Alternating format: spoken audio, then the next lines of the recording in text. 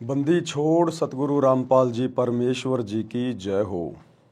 परमपिता परमात्मा सारी सृष्टि के रचनहार कुल मालिक असंख्य ब्रह्मांडों के स्वामी जगत गुरु तीनों लोकों में प्रवेश करके सबका भरण पोषण करने वाले राजाधिराज आत्माधार नाथों के नाथ देवों के देव महादेव सर्वेश्वर महेश्वर मृत्युंजय अजरो अमर आदि अनादि सनातनी प्रभु जगत पिता जगदीश्वर श्री श्री 1008 की उपाधि के वास्तविक अधिकारी अकाल मूरत सौद स्वरूपी राम वासुदेव सर्वगतम ब्रह्म परम पूज्य प्रथम पूज्य परम संत परम पुरुष परम धनी परम दयालु सत्य कबीर हक्का कबीर अल्लाह अकबर बाखबर अल्लाह ताला जगत के तारणहार जगत के मुक्तिदाता जगत के जगन्नाथ हारे के सहारे हिंदुओं के राम मुसलमानों के अल्लाह सिखों के वाहिगुरु ईसाइयों के मसीह दया के सागर दया निधि करुणा के सागर करुणा निधि स्वयंभू परिभू संकट मोचन कष्ट हरण मंगल करण दुख भंजन अविगत कबीर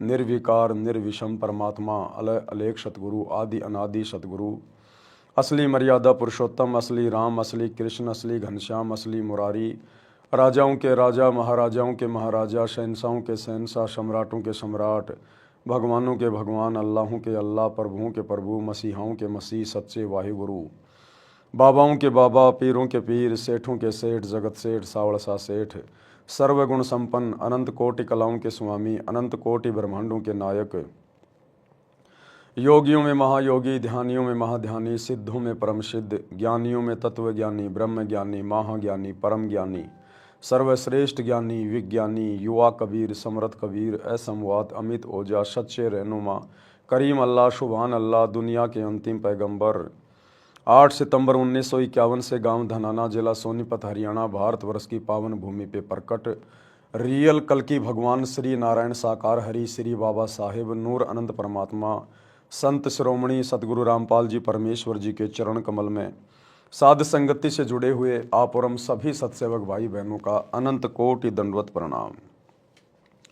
सत्साई भाई और बहनों, दया परम पिता परमेश्वर जी की सतगुरु रामपाल जी भगवान की जिनके शुभ आशीर्वाद से विशेष आशीर्वाद से आप और हम सभी सत्सेवक भाई बहन साध संगति से जुड़कर अपनी आत्मा के कल्याण हेतु गुरुदेव के तत्व ज्ञान को आधार बनाकर निरंतर भक्ति मार्ग की ओर दृढ़ता से बढ़ रहे हैं। भाई और बहनों, वर्तमान में अपने बच्चों को दृढ़ता देने के लिए भक्ति मार्ग पर बनाए रखने के लिए पूज्य गुरुदेव भगवान अपने मिशन के तहत इसार जेल से जो विशेष संदेश भेज रहे हैं उन विशेष संदेश के ऊपर विशेष तौर पर विश्लेषण करने की प्रक्रिया जारी है। यानी क्या कुछ परमात्मा ने सांकेतिक तौर पर या शाब्दिक तौर पर आप और हमारे लिए इन विशेष संदेशों में इसार जेल से भेजा है, उसके ऊपर निष्कर्ष हो रहा है, उसका निचोड़ निकाला जा रहा है। और दूसरी बात भाई और बहनों,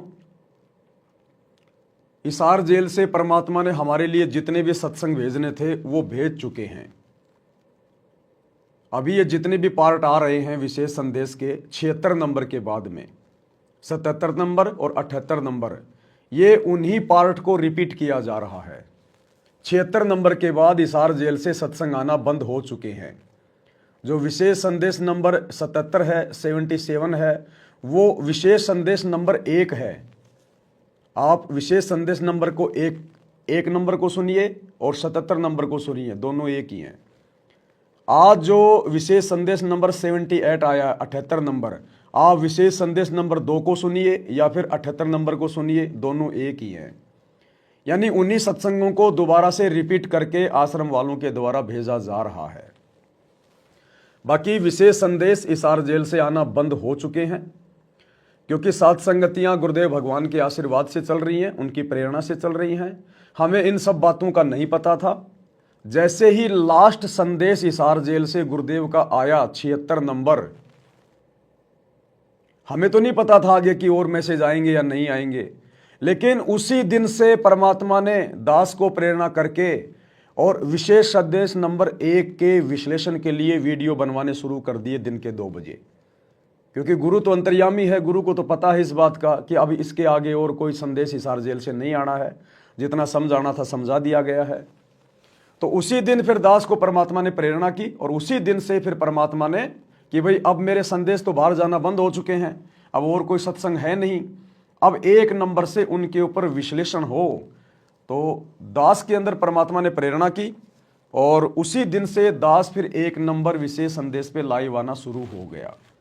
तो ये कोई संयोग नहीं है भाई और बहनों, कोई कॉम्बिनेशन नहीं है, परमात्मा की रजा से सात संगतियां चल रही हैं और परमात्मा की रजा से ही आप भाई बहनों तक सारे संदेश जो है ये भेजे जा रहे हैं। तो हिसार जेल से 76 नंबर विशेष संदेश के बाद नए विशेष संदेश आना बंद हो चुके हैं। अब आगे जितने भी विशेष संदेश सतलोक आश्रम मैनेजमेंट हरियाणा सोशल मीडिया पर डालेगा, विशेष संदेश नंबर 77, 78, 79, 80, 81, ये केवल उन्हीं को रिपीट करके भेजेगा। क्योंकि आश्रम वालों को लगता है कि संगत को क्या पता हम क्या भेज रहे हैं, क्योंकि आश्रम वाली संगत गुरुदेव के सत्संगों को ध्यान से तो सुनती नहीं है, उनका निष्कर्ष वो निकालती नहीं है, तो वो भूल जाते हैं कि कौन सा सत्संग था, क्या सत्संग था। तो आश्रम वालों को कुछ भी ध्यान नहीं है, उनको लगता है कि नए नए सत्संग आ रहे हैं। तो ये आप जियों को थोड़ी सी जानकारी देनी जरूरी थी।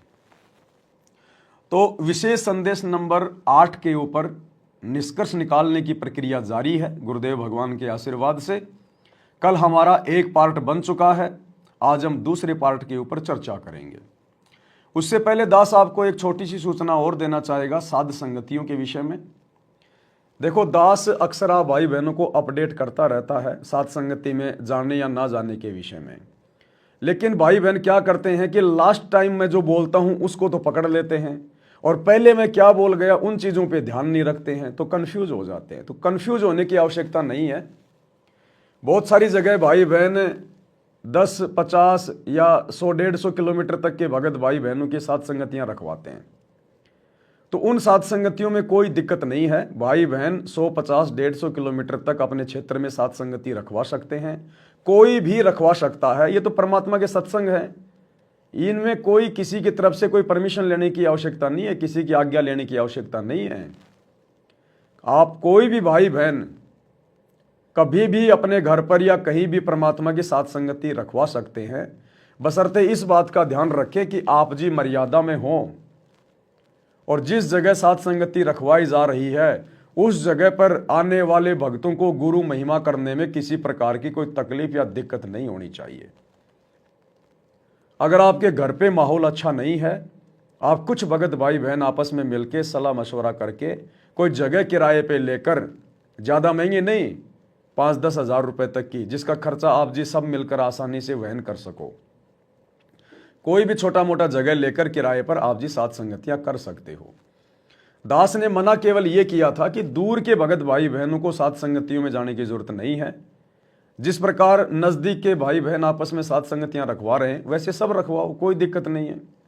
जितने भगत भाई बहन आपके संपर्क में हैं 100, 50, 150 किलोमीटर तक के, आप उनको सूचना दे दीजिएगा। कोई आना चाहेगा तो ठीक है, नहीं आना चाहेगा तो कोई दिक्कत नहीं है। तो सलाह मशवरा करके आप जी इस प्रकार से साथ संगतियां रख सकते हैं। एक दूसरे भगत भाई बहन आसपास की साथ संगतियों में जा सकते हैं, कोई दिक्कत नहीं है किसी प्रकार की।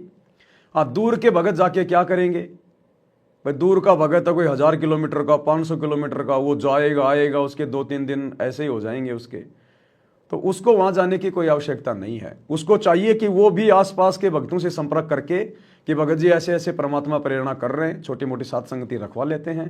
तो आसपास के जो भी 10, 15, 20 भगत भाई बहन है वो आपस में मिलके इस प्रकार से अपना प्रोग्राम सेट कर सकते हैं, उसमें कोई दिक्कत नहीं है। दूसरी बात, आप साथ संगतियों में जाते हैं, अगर आपको 1-2 दिन लग भी जाते हैं तो कोई विशेष कोई चिंता का विषय नहीं है। देखो, हम साथ संगति में भी परमात्मा के लिए जा रहे हैं, वहां भी हम परमात्मा को ही भोग लगाएंगे। तो हम अपने गुरुदेव भगवान को घर पे दंडवत प्रणाम करके, यदि आप अकेले हैं तो भाई आपके बाल बच्चे भी उपदेशी हैं तो कोई दिक्कत नहीं, पीछे से वो मालिक को भोग लगाते रहेंगे। अगर आप अकेले उपदेशी हैं या पूरा परिवार जाना चाहता है साथ संगति में आसपास में तो कोई विशेष दिक्कत नहीं है, आप जी जा सकते हैं। परमात्मा को दंडवत प्रणाम करके मालिक से आज्ञा लेके कि ये परमेश्वर, हम आप ही की महिमा के लिए, आप ही की ज्ञान चर्चा के लिए अपने भगत भाई बहनों के पास में जा रहे हैं। परमात्मा हमें आज्ञा देना, हमें क्षमा करना यदि कोई त्रुटि रहे तो, आप जी 1-2 दिन वहाँ रह सकते हैं, ऐसे कोई दिक्कत नहीं है। देखो कल को गुरुजी आएंगे, हमें बुलाएंगे, तो क्या हम आश्रम में नहीं जाएंगे? हम 2 दिन भी रहेंगे, 3 दिन भी रहेंगे, सपरिवार जाएंगे, फिर घर पे भोग कौन लगाएगा? तो ये परमात्मा सर्वत्र है, हर जगह। हमने किसी भी जो क्रिया है ना उससे बल्कि बंध के नहीं रहना। हमने किसी भी क्रिया से बंध के नहीं रहना कि एक बार भोग लगाना शुरू कर दिया तो डेली उस घर में भोग लगना जरूरी है। विशेष परिस्थितियों में हम परमात्मा से क्षमा प्रार्थी होके आज्ञा लेके हम लोग जा सकते हैं, उसमें कोई दिक्कत नहीं है।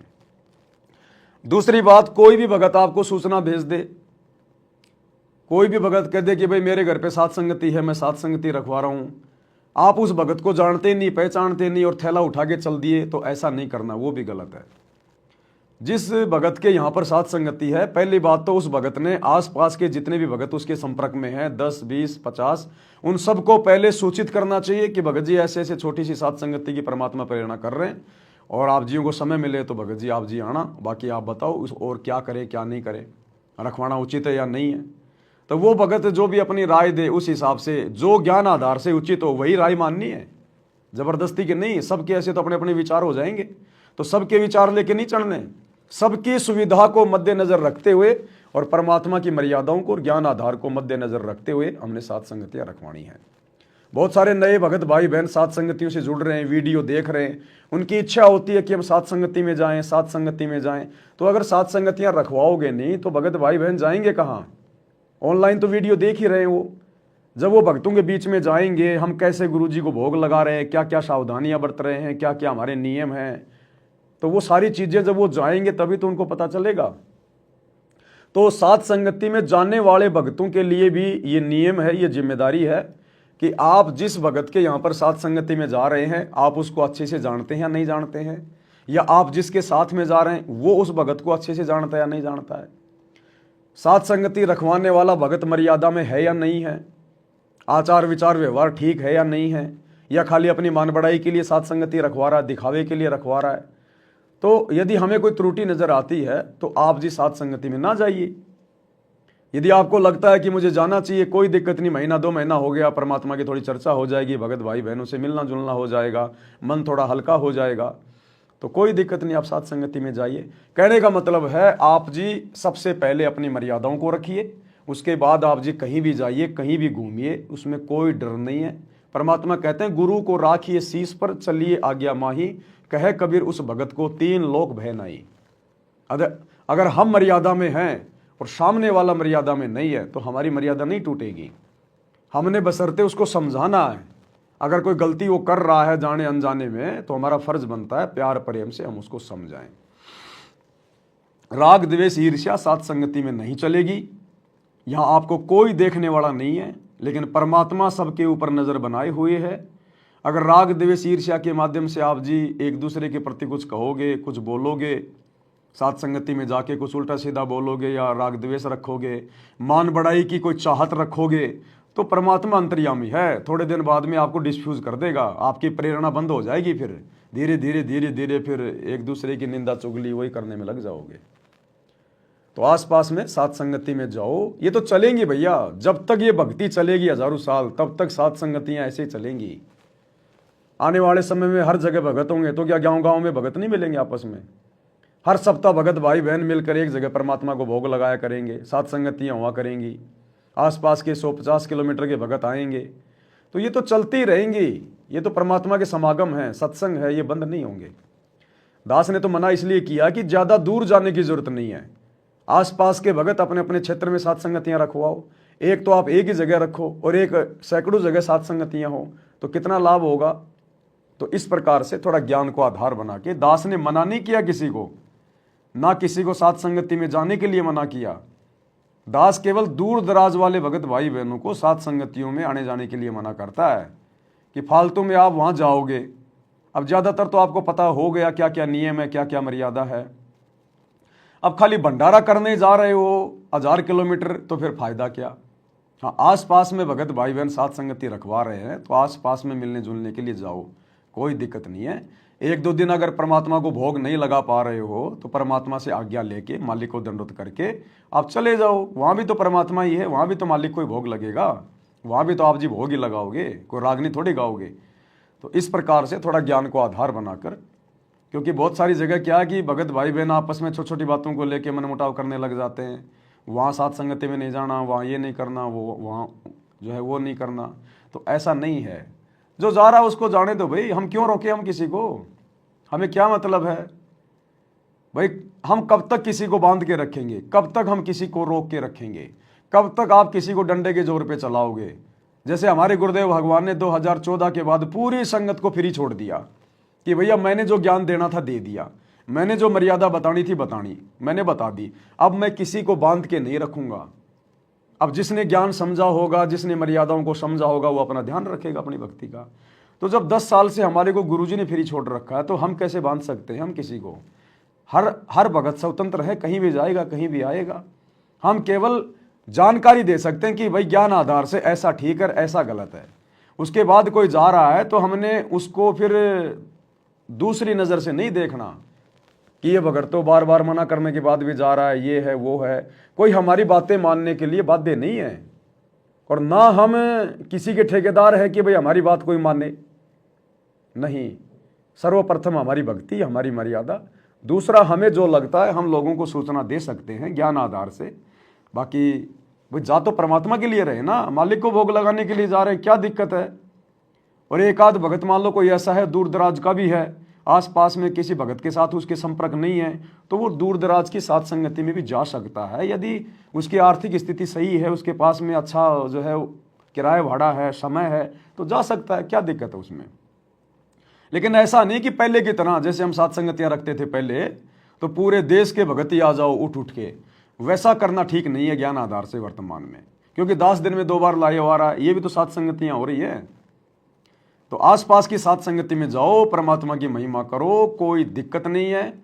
एक दूसरे भगत भाई बहनों को समझाओ, ज्ञान आधार से मालिक की चर्चा करो और दृढ़ होते जाओ, उसमें कोई दिक्कत नहीं है। सबको आपस में सहयोग करना चाहिए, एक दूसरे की टांग नहीं खींचनी चाहिए इसमें।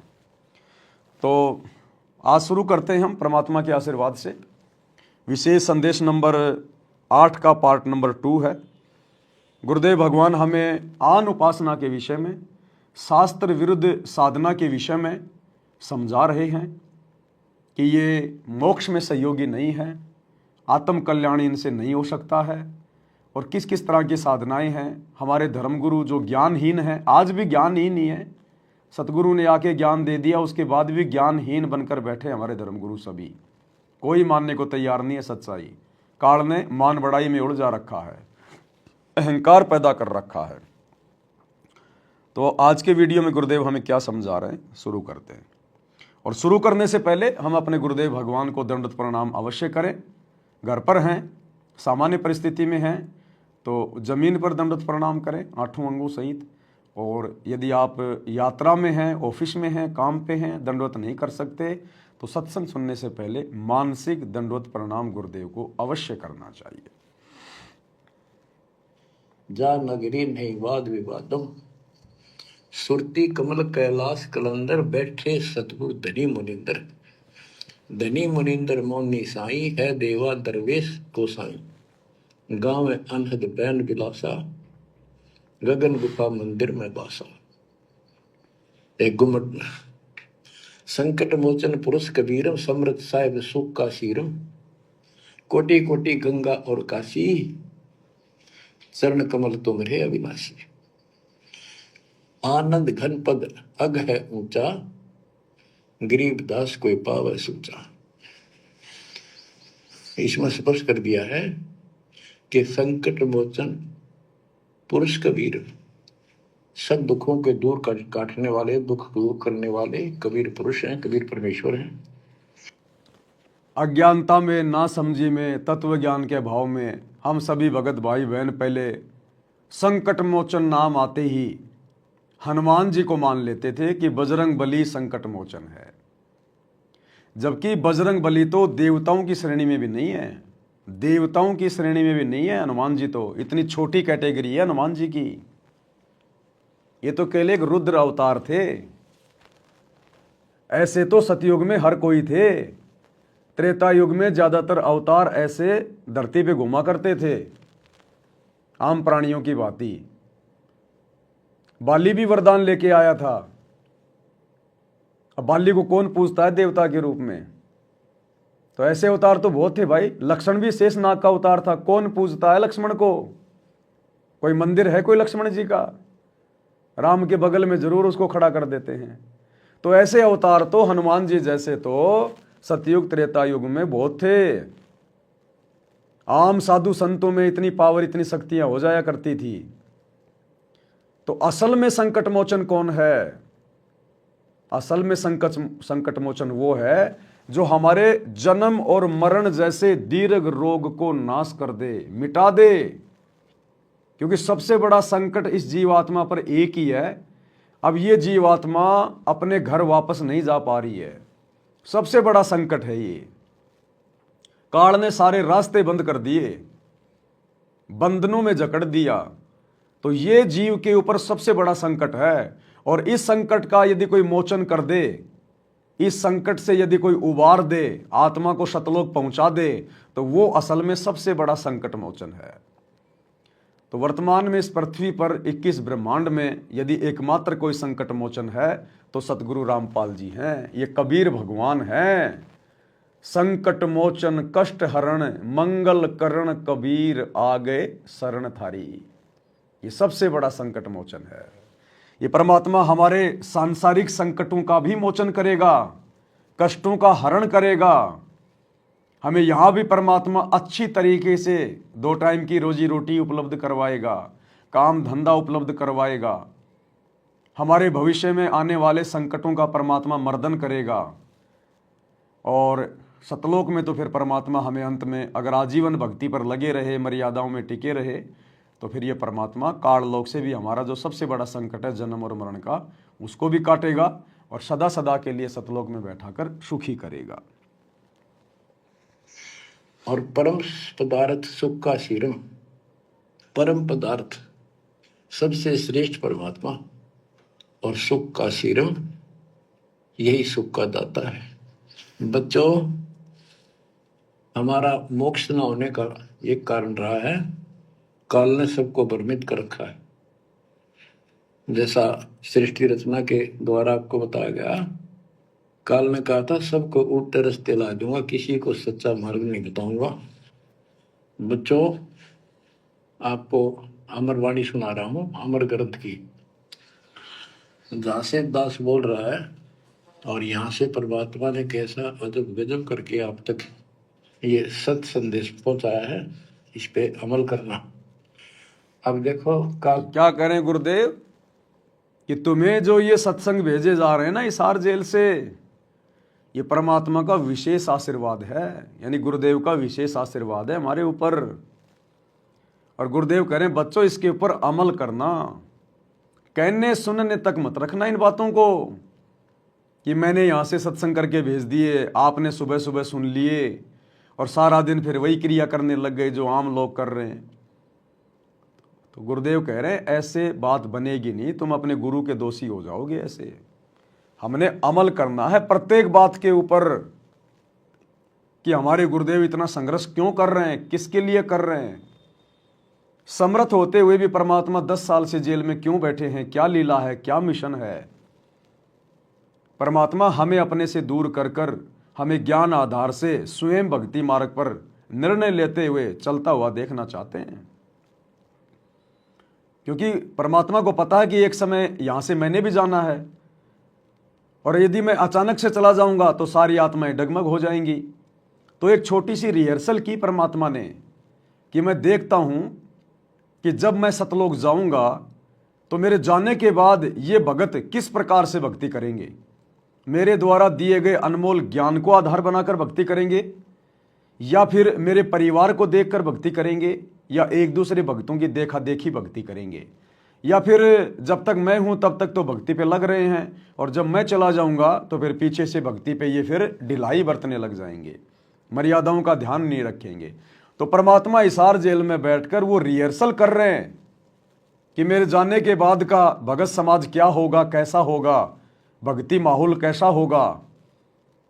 और यदि कोई गलती वर्तमान में हो भी गई तो उसको मैं जाने से पहले ठीक करके चला जाऊंगा। और दूसरा, संगत में अभी तक कितने भगत बने हैं, एक छोटी सी परीक्षा भी परमात्मा हिसार जेल में बैठ के ले रहे हैं कि कितने तो काल के एजेंट घुसे हुए हैं भगत बन के, और कितने वास्तव में परमात्मा की आत्माएं हैं जो अपना आत्म कल्याण चाहती हैं। तो गुरुदेव कह रहे हैं बच्चों, इन सत्संगों के ऊपर अमल करना ये विशेष आशीर्वाद है। और ये विशेष आशीर्वाद भाई और बहनों आप और हम सत्सेवक ही समझ सकते हैं। बाकी संगत को नहीं पता कुछ भी, आश्रमों में जाने वाले भाई बहनों को नहीं पता कुछ भी, ये सत्संग कितने विशेष हैं, कितने अनमोल हैं, इस सत्संगों में क्या क्या गूढ़ रहस्य छुपे हुए हैं, भक्ति में हमें कितनी दृढ़ता मिलेगी। इन सत्संगों में बहुत ज़्यादा पावर है, शक्ति है गुरुदेव की। ये सत्संग हमारा पोषण कर रहे हैं, लेकिन आम संगत इन सब बातों से बेखबर है, क्योंकि आम संगत अपने गुरु को परमात्मा नहीं मानती, भगवान नहीं मानती। और जब तक हम गुरु को परमात्मा के रूप में देखना शुरू नहीं करेंगे, हमारे गुरुदेव के वचन हृदय में समाना भी शुरू नहीं करेंगे। तो काल के द्वारा भ्रमित इन पंथों के बारे में परमात्मा बताते हैं। गरीबदास जी उस ज्ञान को अपने शब्दों में इस प्रकार बताया है। अथ सठ दर्शन गमोड़ बैदा, सठ दर्शन सठ भेष कहाँ हुए, बहु विधि धूम धूम धार मचावे, तीर्थ व्रत करे तर बीता, वेद पुराण पढ़त है गीता। यानी साधना का तो ढूंढा ठा रहे हैं, यानी तैल कम सारे खेल में पता नहीं किस किस प्रकार की कठिन से कठिन साधना करते हैं, तीर्थ व्रत करते हैं और गीता पुराण वेद इनका पाठ करते हैं। और गरीबदास जी क्या बताते हैं, रग यजु है शाम अथर्व, ये चारों वेद चत भंगी रे, सुख संवेद बाचे साहिब का, सोहन सा सतसंगी रे, सोहन सा सतसंगी रे। परमात्मा कह रहे हैं ये जगत वाले, दुनिया वाले, ज्ञानहीन साधु संत महात्मा और इनके पीछे लगी हुई दुनिया, भक्ति साधना का तो इन्होंने डूंडा उठा रखा, झंडा उठा रखा पूरा। दुनिया को तो लगता भाई एक नंबर के भगत हैं, इनके जैसा भगत तो कोई है नहीं। देखो भाई और बहनों, हमने अपने संबंधित बातों को विशेष महत्व देना है। परमात्मा क्या उदाहरण दे रहे हैं, हमने क्या समझना है, हमने अपने पंथ और भक्ति से संबंधित निष्कर्ष निकालना है। अब ये दुनिया भर के साधु संत महात्मा, दुनिया भर के लोग, जैसे आज ये क्या है पता नहीं, मैं तो अब गया था सेविंग करवाने, तो शायद आज महाशिवरात्रि होगी, मुझे तो नहीं पता, गुरुजी के सौगंध मुझे नहीं पता। मैं तो अब सुबह जैसे निकला 10-11 बजे सेविंग करवाने के लिए, तब मैंने देखा लोग ये बेर बार लेके, गाजर वाजर लेकर, पता नहीं मंदिरों में भीड़ लग रही है। तो उनको देख के दास के अंदर ये विचार आया कि हो सकता आज कोई शिवरात्रि होगी, कोई महाशिवरात्रि हो सकती है। अन्यथा दास को नहीं पता बिल्कुल भी, ना दास कोई न्यूज़ देखता, ना कोई अखबार पढ़ता, ना मेरा किसी जगत वाले से, आड़ोसी पाड़ोसी से कोई संबंध है, ना हम बाहर कहीं बैठते ना उठते, तो हमें पता ही नहीं दुनियादारी में क्या हो रहा है, फालतू की बातों से हमें लेना ही क्या है। तो दास जैसे गया तब पता चला कि हो सकता है शिवरात्रि हो सकती है। अब है या नहीं है मुझे ये भी कन्फर्म नहीं है, मैं तो आइडिया लगा रहा हूँ, हो सकती है, अब है या नहीं है मुझे ये भी नहीं पता। तो दुनिया तो ऐसा लग रहा है जैसे एक नंबर के भगत हैं भाई, डुंडा पाट रखा है, कोई कावड़ ला रहा है, कोई पैदल यात्रा कर रहा है, कोई जमीन पे रेंग रेंग के नारियल फोड़ रहा है, कोई कहाँ जा रहा है, कोई क्या कर रहा है। लेकिन उनकी साधना 2 कौड़ी की, उसका परिणाम 0/0, लाभ कुछ नहीं, उल्टे कोरे पाप। तो ठीक इसी प्रकार वर्तमान में काल का तो एक ही काम है भाई और बहनों, भ्रमित करना। जिस प्रकार उसने जगत को भ्रमित कर रखा है भक्ति और भगवान के नाम पे, अब जब आत्माएं भगवान की शरण में आ जाएंगी, सतगुरु की शरण में आ जाएंगी, तो उनको भ्रमित क्यों नहीं करेगा। तो आज ठीक इसी प्रकार से जैसे जगत वाले भाई बहनों ने भक्ति का डूंडा उठा रखा है, लेकिन उनकी मान मर्यादा कुछ भी नहीं है, शास्त्रों के विरुद्ध है, इसी प्रकार सतगुरु रामपाल जी की 90% संगत जो सतलोक आश्रमों से जुड़ी हुई है, आम लोगों को लगता है भाई एक तो एक नंबर के भगत हैं, इन्होंने तो भक्ति का डूंडा उठा रखा है। साल में 5-5, 6-6 तो बहुत बड़े बड़े भंडारे कर रहे हैं, भंडारों का दिन रात प्रचार किया जा रहा है, पोस्टर लगाए जा रहे हैं, पंपलेट बांटे जा रहे हैं, जा जाके लोगों को न्योता दिया जा रहा है जबरदस्ती, आना जी हमारे भंडारे में, आना जी धनाने धाम में, देसी घी का भंडारा, देसी घी का भंडारा। यूट्यूब चैनल को सब्सक्राइब करवाने के लिए भक्तों की रेल बना रखी है, पुस्तकों का ज्ञान प्रचार कर रहे हैं और तरह तरह से कहीं को रैली है, कोई राजनेता की रैली है, कोई मंत्री की रैली है, डूंडा पाट रखा है, बसों में भर भर के ले जाते हैं भक्तों को भीड़ इकट्ठी करने के लिए। तो दुनिया को तो लगता है कि बाबा रामपाल जी के भगत तो एक नंबर की भक्ति कर रहे हैं, लेकिन बाबा रामपाल जी के 90% भगत जो सतलोक आश्रमों से जुड़े हुए हैं, दो धेले की भक्ति कर रहे हैं दुनिया वालों में, और बाबा रामपाल जी के सतलोक आश्रमों से जुड़े हुए भक्तों में कोई अंतर नहीं है, क्योंकि मर्यादा किसी की नहीं है, मर्यादा सबकी खंडित है। इन सतलोक आश्रमों से जुड़े हुए भक्तों से चाहे बाबा रामपाल की भक्ति करवा लो और चाहे श्री रामचंद्र जी की भक्ति करवा लो, इनको कोई फर्क नहीं पड़ता। इनसे आप चाहे इन आश्रमों में भंडारे करवा लो, चाहे इनसे राम जन्मभूमि अयोध्या में भंडारा करवा लो, इनको कोई फर्क नहीं पड़ता। इन्हें चाहे अपने गुरुजी की रैलियों में बुला लो, चाहे जाट आरक्षण की रैली में बुला लो, चाहे आनंद पाल सिंह जैसे गुंडों की सीबीआई जांच की रैली में बुला लो, या चाहे नेताओं की रैलियों में धक्के खिला लो, इन्हें कोई फर्क नहीं पड़ता। इन्हें पता ही नहीं हम क्या कर रहे हैं, हमारे गुरुजी के नियम क्या है, हमारा मार्ग क्या है, हमारा गुरु इतना संघर्ष क्यों कर रहा है। तो दुनिया को तो लगता है कि भक्ति का डूंडा उठा रखा, भाई एक नंबर के भगत हैं। और आश्रम में तो इनका व्यवहार देखो आप, आश्रम में तो बड़े प्यार से बोलेंगे, प्यार से रहेंगे, भगत जी करेंगे। कोई कुछ कह देगा, अरे कोई बात नहीं भगत जी, कोई बात नहीं। और आप इनके घरों पे जाके देखो, जहां ये काम धंधा करते हैं वहां जाके देखो आप इनका आचार विचार व्यवहार।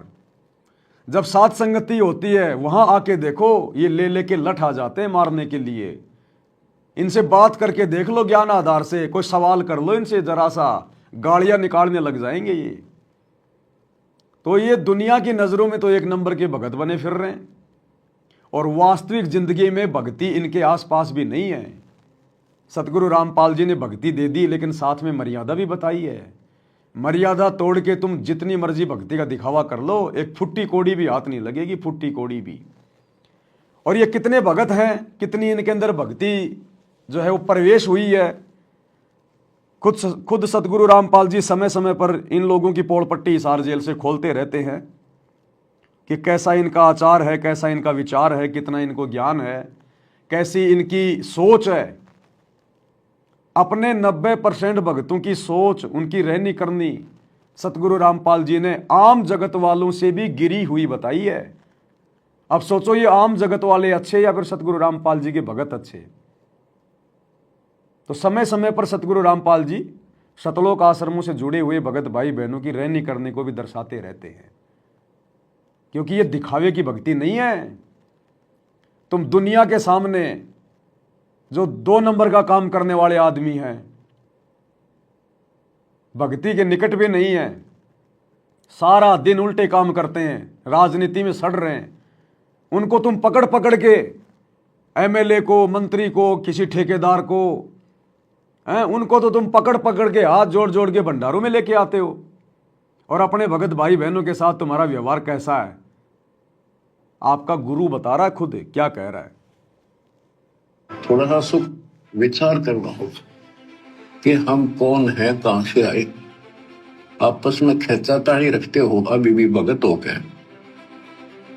अच्छे इंसान तो जगत वाली गुना करते ऐसा जैसे भगत कर रही है। अच्छे इंसान तो जगत वाली गुना करते ऐसा जैसे भगत कर रही है।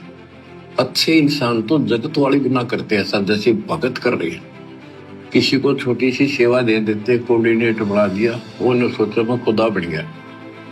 अरे इतना शिक्षा तो बने, मजदूर बनो सीखो, मजदूर।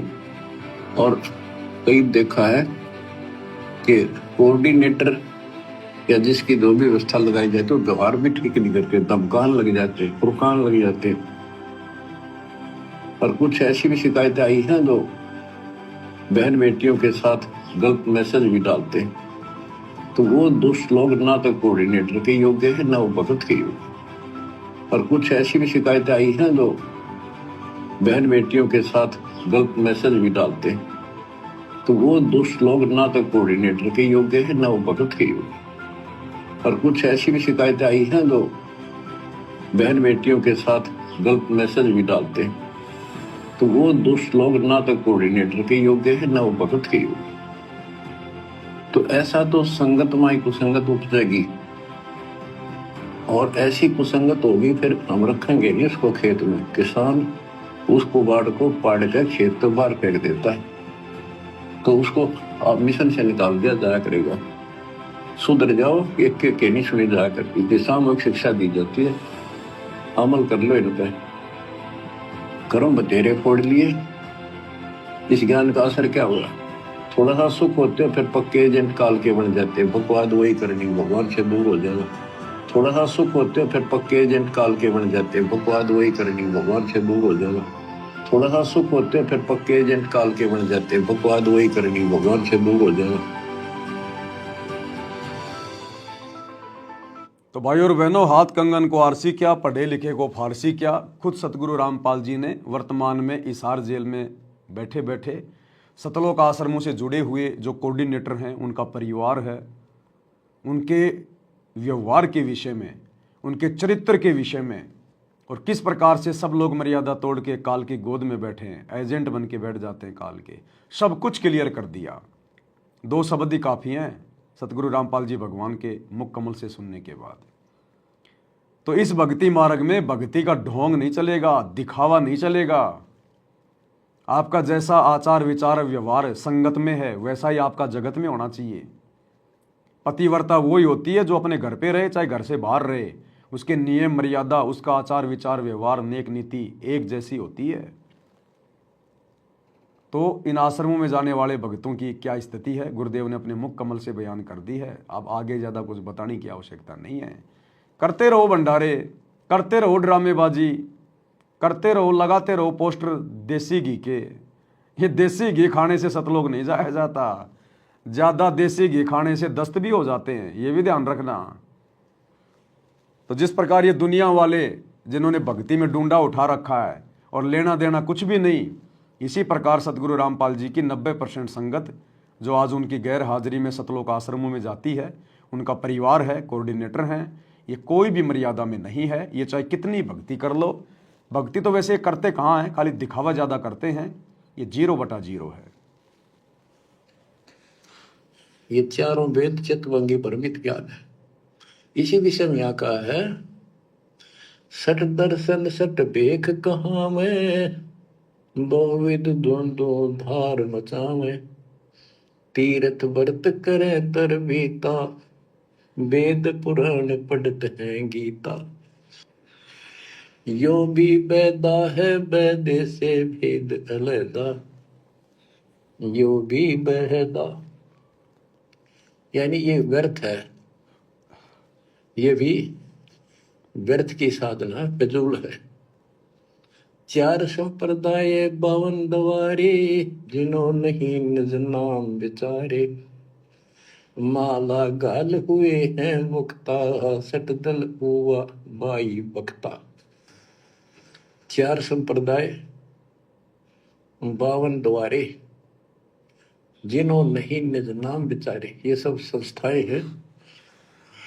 और माला घाल हुए हैं मुक्ता, गले में माला 3-4 डाल ली, कोई कंठी माला, कोई सुमन करने वाली माला, जो वैसे मेरे रुद्राक्ष के मन के ढेर सारी डाल लेते हैं। कहते हैं माला घाल हुए हैं मुक्ता, सटदल हुआ बाई बख्ता।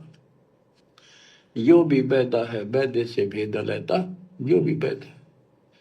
बैरागी बैराग न जाने, बिन सतगुरु नहीं चोट निशाने। 12 बाट बिटम बलोरी, सट दर्शन में भक्ति ठगोरी। यो भी बैदा है बैदे से भेद अलैदा, यो भी बेहदा। बैरागी बैराग न जाने, बिन सतगुरु नहीं चोट निशान। बैरागी घर त्याग देते हैं परमात्मा के वैराग में, चाह में, लगन में। कहते हैं जब तक सच्चा नाम, सच्ची भक्ति, पूरा सतगुरु और मूल ज्ञान नहीं होगा, कोई साधना कर ले सब वैधा है, व्यर्थ है, कति फजूल है। गरीबदास जी कहते हैं केले की कोपीन है, फूल पान फल खाही, नरक का मुख नहीं देखते, बस्ती निकट ना जाही। वो जंगल के रोज हैं, मनसों बिद के जाही, निस्तन फेरो उजाड़ में, नोमा लिख पावे भाई साहेब मदनी। यहाँ पर वही बात कही है, चार संप्रदाय 52 दवारे, जिन्होंने ही निज नाम बिचारे, माला घाल हैं मुक्ता, सटदल पुआ बाई बख्ता। फिर कहते हैं बैरागी बैराग न जाने, बिन सतगुर नहीं चोट निशान। ये बैरागी बनकर घर त्याग कर घूमते हैं, उनके विषय में बता दिया, वो तो जंगल के रोज हैं, कितना धक्के खा लो, सच्चे नाम बिना, सच्चे सतगुरु बिन और इस मूल ज्ञान बिना जीव की मुक्ति नहीं हो सकती। बिन सतगुरु नहीं चोट निशाने, सतगुरु के बिना ये समस्या हल नहीं हो सकती। सही ठीक ठिकाने के मंत्र नहीं मिलेंगे, निशाने पर चोट नहीं लगेगी। 12 बाट बिटम बिलोरी, सठ दर्शन में भक्ति ठगोरी। ये सठ दर्शनी है गिरी पुरी नाथ वैष्णव सन्यासी उगड़ नंगड़ नागा। कहते इनमें भक्ति गलत है, इनको ठग रखा काल में, भ्रमित कर रखा है। सन्यासी 10 नाम कहावे, शिव शिव करे न संशय जावे, निर्वाणी निकच निसारा, भूल गए हैं ब्रह्म द्वारा। क्या स्पष्ट कर दिया कि सन्यासी 10 नाम कहावे। 10 नामी एक पंथ है और वो शिव के उपासक है। कहते शिव शिव करे न संशय जावे। इनके नाम क्या है? 10 नियम है इनके। जैसे हमारे 21 नियम है, ऐसे इनके 10 नियम है, ऐसा करना है, ऐसा नहीं करना है, शिव जी की पूजा करनी और कुछ नहीं करना। ये नाम नहीं जाप करते, कहते हम इन 10 नामों को डेली याद रखा। फिर क्या बताते हैं?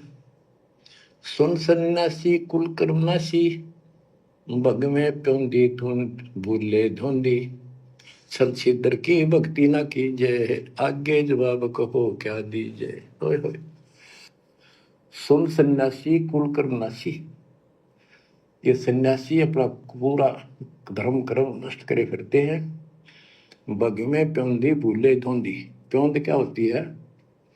जैसे कलम चढ़ाते हैं पौधे का, तो उसको कलमी बोलते हैं। कहते तुम इन या साधु वाली प्योंद तो चढ़ा ली, कान पड़वा लिए, लाल कपड़े पहन लिए, बड़ी बड़ी चटा रखा ली, लेकिन रास्ता ठीक नहीं।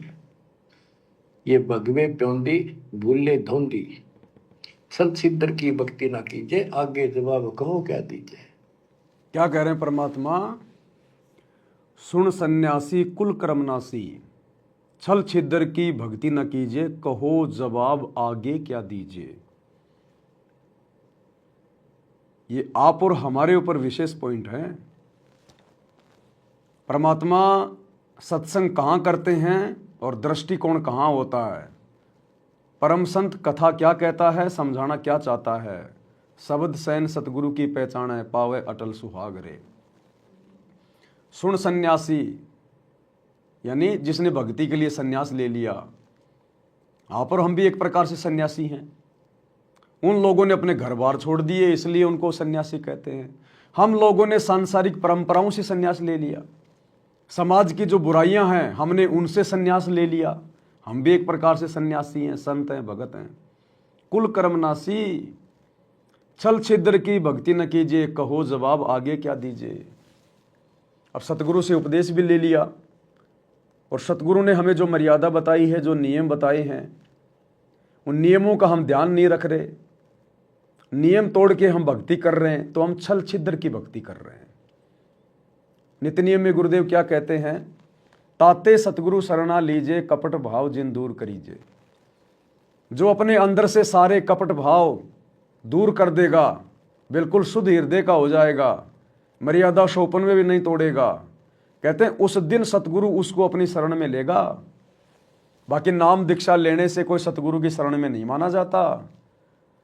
नाम दीक्षा ले ली, सतसाई बोलने लग गए, गले में लॉकेट है, हाथ में रक्षा सूत्र है, नहीं, ये शरण में आना नहीं होता। ऐसे तो चाहे पूरी दुनिया नाम ले लो, कोई दिक्कत नहीं है। परमात्मा कहते हैं ताते सतगुरु शरणा लीजे, यानी उस आत्मा को सतगुरु वास्तव में अपनी शरण में लेता है। कपट भाव जिन दूर करीजे, जिसने अपने अंदर से छल कपट को दूर कर दिया हो, सतगुरु की मर्यादा तोड़ने के सौपन में भी ना सोचे, गुरु के प्रत्येक वचन में रहे, आज्ञा का पालन करे, अपनी भक्ति करे, एक भगत के लक्षण अपने ऊपर धारण करे, उसको कहते हैं छल कपट को दूर करना। अब देख लो आज कितने भगत हैं जो मर्यादा में रह के भक्ति कर रहे हैं, सिर्फ साथ संगति से जुड़े हुए भाई बहन। बाकी एक भी भगत ऐसा नहीं है साथ संगति के अलावा जो मर्यादा में हो, चाहे वो 1 करोड़ हो, चाहे 2 करोड़ हो। आश्रमों में जाने मात्र से मर्यादा टूटती है, जाने मात्र से, क्योंकि ये आश्रम गुरु की गैर हाजिरी में बनाए गए हैं, गुरु की आज्ञा के अनुसार नहीं बनाए गए। ये मनमाना आचरण है, और गुरु की आज्ञा के बिना जो मनमाना आचरण करता है उसकी कुसंगति करना, मर्यादा तोड़ना है। अब देख लो ना, गुरु जी के दोनों लड़के गोहाना जाट महासभा का उद्घाटन करने गए और अपने गले में माला डलवा के घूम रहे हैं, अपने गले में फूलों की मालाएं डलवा के घूम रहे हैं। तो कहाँ है मर्यादा? जब तुम्हारे आश्रम संचालकों की मर्यादा नहीं है तो आश्रमों में जाने वालों की, लड्डू जलेबी बर्फी खाने वालों की मर्यादा कहाँ रहेगी? सतनाम के नियम नंबर 4 में गुरुजी ने स्पष्ट मना कर रखा है कि भगत ने अपने गले में माला नहीं डलवानी, ना किसी के गले में डालनी। जबकि गुरुजी के बेटे तो जाट समाज से अपने गले में मालाएं डलवा के घूम रहे हैं। तो कहाँ है मर्यादा? ये होता अपने गुरुजी के साथ में छल कपट करना। तो बाकी संगत कहाँ मर्यादा में होगी जब गुरुजी का परिवार ही मर्यादा में नहीं है? इसलिए भाई भक्ति का चाहे कितना डंडा उठा दो, कितना लोग दिखावा कर लो, कितना प्रचार प्रसार कर लो, ये प्रचार प्रसार करने से मोक्ष नहीं होता। मोक्ष होगा गुरु को परमात्मा मानकर मर्यादित तरीके से भक्ति करने से। तो परमात्मा कहते हैं छल छिद्र की भक्ति न कीजिए, कहो जवाब आगे क्या दीजिए। अरे यहां तो चलो कोई दिक्कत नहीं, तुम गुरु को परमात्मा नहीं मान रहे, अपने जैसा 2 कोटि का जीव मान रहे हैं, इंसान मान रहे हैं, एक सामान्य संत मान रहे हैं, मानते ही हो तुम। क्योंकि गुरु के अलावा किसी और को परमात्मा मानने का मतलब है अपने गुरु को हल्के में लेना, मानुष मानना। तो परमात्मा तो तुम जून के महीने में उस दाढ़ी मूंछ वाले को मानते हो, कबीर प्रकट दिवस मना के उस नकली फोटो का। तो गुरु के साथ तो तुम छलछिद्र कर रहे हो, धोखा कर रहे हो, अपने साथ भी और अपने गुरु के साथ भी मानुष समझकर। भाई आगे क्या जवाब दोगे जब यही तुम्हारा बाप, यही सतगुरु रामपाल जी जब तुम्हें कबीर के रूप में त्रिकुटी पे बैठा मिलेगा और जब तुमसे हिसाब किताब मांगेगा, तब क्या जवाब दोगे? यहां तो तुम अपना बाप कह लो, अपना ताऊ कह लो, अपना पति कह लो। त्रिकुटी पे ये किसी का बाप, किसी का ताऊ, किसी का बेटा, किसी का चाचा नहीं है। वहां तो जैसे कर्म किए हैं वैसे ठोक ठोक के देगा, ठोक ठोक के। ये निर्मोही परमात्मा है, 1% भी इधर उधर नहीं देखता। इसलिए परमात्मा कहते हैं चाहे कितना भक्ति का डूंडा उठा लो, मर्यादा बिना भक्ति तुम्हारी 1 कदम भी आगे नहीं बढ़ सकती, 1 कदम भी। तो क्या फायदा फिर भाई जगत में और भगत में? फिर भगत कहलवाने का क्या फायदा यदि फॉर्मेलिटी की भक्ति करनी है तो ये नहीं चलेगी भक्ति मार्ग में। यो भी बैदा है बैदे से भेद अलैदा, यो भी बैदा बरम करम भैरो को पूजे, सत शब्द साहिब नहीं सूझे। माला बुखटी कक्कड़ हुकटी, बाना गोड़ी भांग बसोड़ी, यो भी बैदा है बैदे से भेद अलैदा, यो भी बैदा। भ्रमित ज्ञान के आधार पर भैरव को के परमात्मा का सच्चे नाम का नहीं पूछते। बच्चों कि भ्रमित ज्ञान के आधार पर बाहरों की पूजा करता है, कोई देवताओं की पूजा करते हैं। कबीर साहब कहते हैं माई मसानी सेठ शीतला भैरव भूत हनुमंत साहिब से न्यारा रहे जो इनको पूजत, उनके निकट भगवान नहीं आएगा जो इनकी पूजा करते हैं।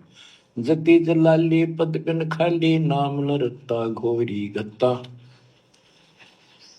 मंडी बसंता ओढ़े कंथा बन फल खावे नगर न जावे यो भी बैदा है बैदे से भेद अलैदा यो भी बैदा।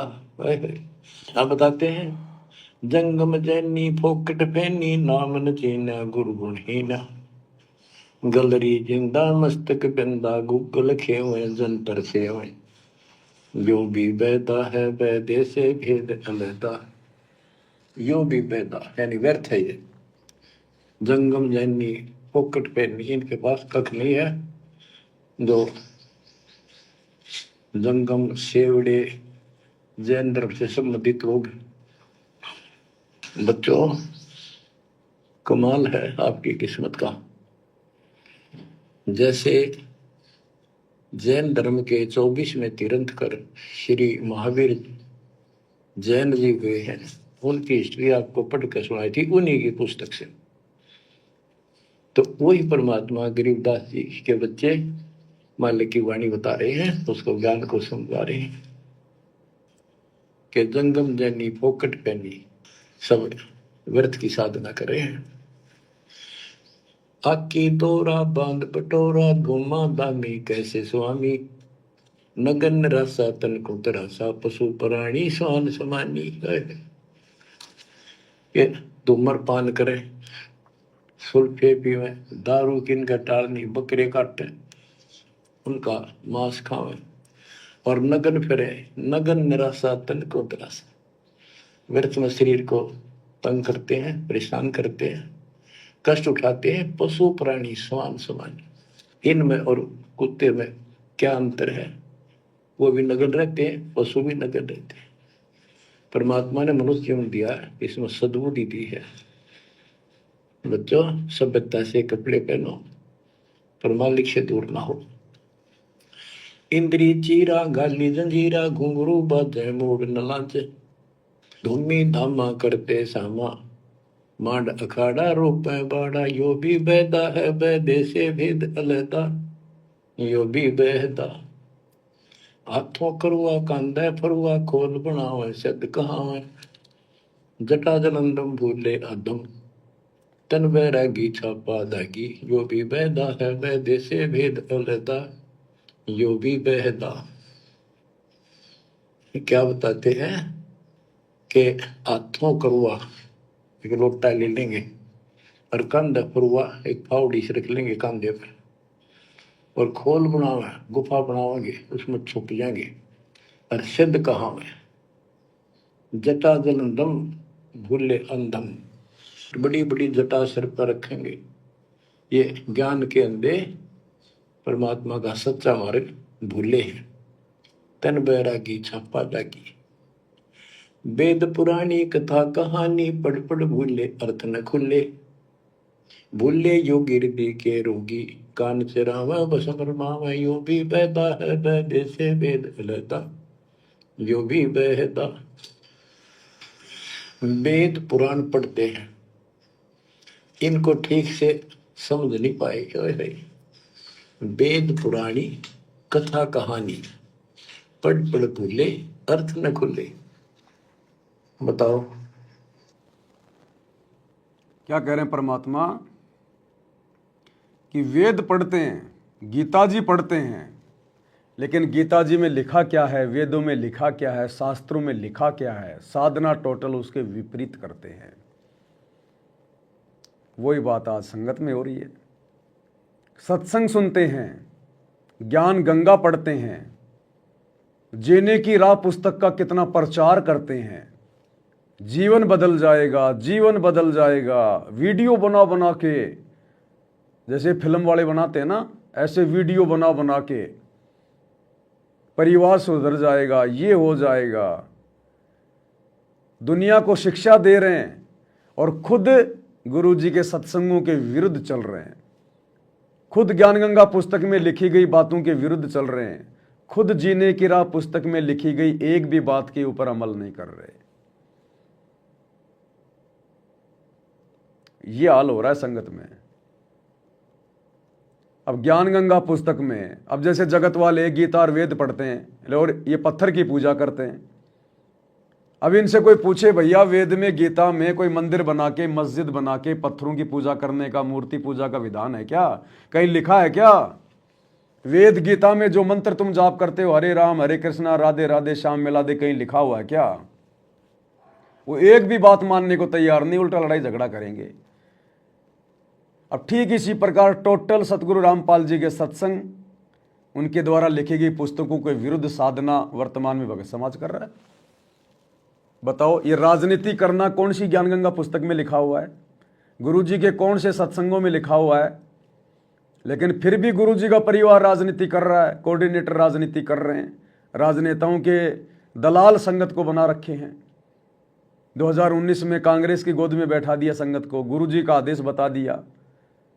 2024 में बीजेपी की गोद में बैठा दिया, गुरु जी का आदेश बता दिया कि बीजेपी को वोट डालना है। पीले पर्चे निकाल दिए, जो बीजेपी को वोट नहीं डालेगा वो गुरुद्रोही हो जाएगा, उसका नाम खंड हो जाएगा, आश्रम में नहीं घुसने देंगे। अब बताओ, गुरु जी के कौन से सत्संग में, कौन सी ज्ञान गंगा पुस्तक में, कौन सी जीने की राह पुस्तक में ये घटिया राजनीति करना या राजनेताओं की चापलूसी करना या पार्टी विशेष को वोट देना ये लिखा हुआ है? तो इनमें और जगत वालों में क्या अंतर है? गुरु जी के सत्संग में और पुस्तकों में कहां लिखा है कि भक्तों ने स्टेडियम बनाने चाहिए दुनिया के लिए, खेलों को बढ़ावा देना चाहिए? कौन से सत्संग में है, कौन सी पुस्तक में है? तो जगत में और भगत में क्या अंतर है भाई? गुरु जी ने कब कहा कि भक्तों को गुंडों का समर्थन करना चाहिए, गुंडों की सीबीआई जांच का समर्थन करना चाहिए? लेकिन राजपूत करणी सेना के साथ मिलकर आनंदपाल सिंह की सीबीआई जांच का समर्थन सतलोक आश्रम मैनेजमेंट हरियाणा ने कर दिया और 5 लाख रुपए उनको चंदे के रूप में दे दिए दान के। कौन से सत्संग में भाई, कौन सी पुस्तक में है? भक्तों को आरक्षण चाहिए या जिनको आरक्षण चाहिए उनका समर्थन करना चाहिए? जैसा कि जाट आरक्षण में सतलोक आश्रम मैनेजमेंट हरियाणा ने संगत को बैठा दिया, करोड़ों रुपया चंदे के रूप में दिया। गुरुजी के कौन से सत्संग में है? गुरुजी ने कब कहा कि तुम भक्तों को यहां पर इस काल के लोक में आरक्षण चाहिए? बताइए, कौन सी जीने की राह में लिखा है, कौन सी ज्ञान गंगा में लिखा है? फिर क्या कर रहे हो? अरे दुनिया वालों को दोष दे रहे हो कि शास्त्रों में क्या लिखा है और तुम क्या कर रहे हो, तो खुद भी तो आंखें खोलो। सतगुरु रामपाल जी ने सत्संगों में क्या कहा है, पुस्तकों में क्या लिखा है, और तुम क्या ड्रामेबाजी कर रहे हो? तो तुम्हारे में और दुनिया वालों में क्या अंतर है? इसीलिए तो सतगुरु रामपाल जी ने हिसार जेल से कहना पड़ा कि अच्छे इंसान तो जगत में भी ऐसा नहीं करते जैसा तुम भगत कर रहे हो। तो ये भी बैदा है, यो भी बैदा है, बैदे से भेद अलेदा है। बैदा क्यों जाना, हम सतगुरु बेटा यूं जाना। तो हमने सतगुरु रामपाल जी के सत्संग ध्यान से सुने, हमने उनकी ये पुस्तकें ध्यान से पढ़ी हैं, तब हमें पता चला कि वर्तमान में सतगुरु रामपाल जी की गैर हाजिरी में उनका कलयुगी परिवार, उनके बेटा बेटी भाई बंधु रिश्तेदार, ये कोऑर्डिनेटर जितने भी उल्टे कर्म कर रहे हैं, ये सब बैदा है, बैदा। सतगुरु के सत्संग पुस्तक और ज्ञान से कोई लेना देना नहीं है। इसलिए पूरी संगत सत्सेवकों को छोड़कर अपने गुरु जी के साथ में छल छिद्र कर रही है, छल कपट कर रही है। और ऐसे छल कपटियों को गुरु अपनी शरण में नहीं लेता। ताते सतगुरु शरणा लीजिए, कपट भाव जिन दूर करीजिए। तुम तो अपने गुरु के साथ में कपट कर रहे हो, धोखा कर रहे हो, तो आने वाले समय में भाई परिणाम भी भुगतना पड़ेगा। और कबीर साहब कहते हैं, गुरु बिन वेद पढ़े जो प्राणी, समझन सार रहे अज्ञानी। यदि इन्होंने गीता वेद समझे होते और पुराण समझे होते तो ये नहीं कहते ब्रह्मा विष्णु महेश से ऊपर कोई शक्ति नहीं है। इसी प्रकार अगर सतगुरु रामपाल जी के बेटा बेटी ने, उनके रिश्तेदारों ने, उनके भाई ने, इन कोऑर्डिनेटरों ने अगर उनके सत्संग समझे होते, उनकी पुस्तकें पढ़ी होती और मर्यादाओं में होते, गुरु को परमात्मा मान लिए होते, तो आज राजनेताओं की गोद में जाके नहीं बैठते, गुंडों की सीबीआई जांच का समर्थन नहीं करते, दुनिया के लिए स्टेडियम नहीं बनाते, भक्तों के दान का दुरुपयोग नहीं करते, आश्रमों में हॉस्पिटल नहीं बनाते, लोगों की धर्मशाला नहीं बनवाते, अयोध्या में जाके भंडारा नहीं लगवाते, गले में माला नहीं डलवाते गुरुजी के लड़के। जैसे गुरुजी कह रहे हैं ना कि अगर वेद पढ़े होते तो क्या ये उल्टी साधना करते? तो इसी प्रकार गुरु का परिवार, ये कोऑर्डिनेटर अगर सत्संगों को अच्छे से समझ जाती, गुरु को समझ जाती, तो क्या आज ये लोग गुरुजी की गैर हाजिरी में इस परीक्षा के समय में इतनी बड़ी बड़ी गलतियां करते? कभी नहीं करते। भाई और बहनों, अक्सर क्या होता है, जिन लोगों को ज्ञान समझ में आ गया, भक्ति समझ में आ गई, गुरु समझ में आ गया, तो उनको लगता है कि जैसा मुझे समझ में आ गया वैसा ही सबको समझ में आ गया होगा, सबको समझ में आ रहा होगा। लेकिन ऐसा होता नहीं है। आपको समझ में आ गया, ये आपका सौभाग्य, गुरु का आशीर्वाद, गुरु की मेहर। लेकिन जैसा आपको समझ में आ गया ऐसा सबको आ रहा होगा, ये मुमकिन नहीं है। परमात्मा कहते हैं, खोकापुर में काग मिले दिन दोए रे, अरबों में कोई हंस हमारा होए रे। गुरुपद सेव बिरला कोई, गुरु जो भक्ति की जो पद्धति बताएगा उसको कोई बिरला ही उस हिसाब से पूजा पाठ कर पाएगा, भक्ति कर पाएगा। गुरुपद सेव बिरला कोई, जहां पर कृपया साहिब की होई। जिस पर गुरु की विशेष मेहर होगी, रजा होगी, वही उनके द्वारा बताई गई भक्ति विधि को मर्यादा में रह के संपन्न कर पाएगा। हर किसी के बस की बात नहीं है। हाँ, भगत बने दिखाई देंगे एक नंबर के, जैसे इनके बराबर तो कोई भगत ही नहीं है। दुनिया को समझाएंगे, ऐसे समझाएंगे जैसे तो ज्ञान का भंडार है, और खुद की मर्यादा एक भी नहीं है। तो परमात्मा को ऐसी काल की आत्माओं से भी कोई विशेष मतलब नहीं होता है। तो इसी प्रकार ये दुनिया वाले जो कर रहे हैं, साथ में संगत क्या कर रही है, उसने भी अपना विश्लेषण करना चाहिए। गीता वेद समझे होते और पुराण समझे होते तो ये नहीं कहते पर वहां विष्णु महेश के ऊपर कोई शक्ति नहीं है। तो इससे सिद्ध है ये सब भ्रमित आत्मा है। काल ने इनको भ्रमित कर रखा, उसने कह रखा था कि सबकी ऐसी दुर्गति कर दूंगा, कोई ठीक से समझ नहीं पाओगा। फिर क्या बताते हैं, तोड़े पाती आत्मघाती, मूड अनाड़ी जब से तारी, ताल मंजीरा मन नहीं थीरा, बहुविध नाचे नाम न बाचे, यो भी बैदा है बैदे से भेद अलैदा, यो भी बैदा के पत्ते फूल तोड़ के अपना जीवन नष्ट कर रही है, आत्मघात कर रही है। मूड अनाड़ी जड़ते तारी, यानी पत्थर की मूर्ति का आगे प्रार्थना लाओ, अरे तेरा गजब, अरे तेरा गजब भैयो, पत्थर की मूर्ति के आगे। सेम टू सेम वही काम काल ने इन आश्रमों में करवा रखा है। सतगुरु की 90% संगत वही गलतियां कर रही है। पत्थर की पूजा करे भूल गए सृजनहारा। जून के महीने में वो कागज वाली, कबीर जी की समझे जाने वाली, दाढ़ी मूंछ वाली नकली फोटो, मुर्दा फोटो, उस पत्थर को भगवान मान के पूज रहे हैं, कबीर मान के पूज रहे हैं। अरे थारा गजब यो, जिंदा कबीर धरती पे आया हुआ है, तुम्हारे लिए संघर्ष कर रहा है, जेल में बैठा हुआ है, दुनिया की गालियां खा रहा है, तुम्हारे को अनमोल ज्ञान दे दिया, भक्ति दे दी, नाम दे दिया। वो तुम्हारा बाप नहीं, वो तुम्हारा भगवान नहीं। और वो पत्थर, वो एक मूर्ति, कागज का टुकड़ा, बेजुबान, उसको जून के महीने में कबीर मान के तुम कबीर प्रकट दिवस मना रहे हो इन आश्रमों में। इसलिए परमात्मा कहते हैं आत्मघाती हो तुम, आत्मघाती, अपना खुद का सत्यानाश कर रहे हो। इतना ज्ञान देने के बाद भी गुरु को मानुष मान रहे हो, तो परमात्मा कहते हैं वो तो कुत्ते की योनि में जाने के काम कर रहा है। गुरु को मानुष जो गिने, कर चरना अमृत का पान, ते नर नरक में जाएंगे, जन्म जन्म बने समान। वो तो कई युगों तक लगातार कुत्ता बनेगा, कई जन्मों तक, जो सतगुरु रामपाल जी को अपने जैसा मानुष समझ के भक्ति करेगा। और मानुष समझने का मतलब है अपने गुरु के रहते सहते जून के महीने में उस कागज के टुकड़े में दाढ़ी मूंछ वाली फोटो में कबीर भगवान देखना। कबीर प्रकट दिवस मनाना उस दाढ़ी मूछ वाली फोटो का। तो स्थिति वही है भाई और बहनों, ज्यादा कुछ नहीं है।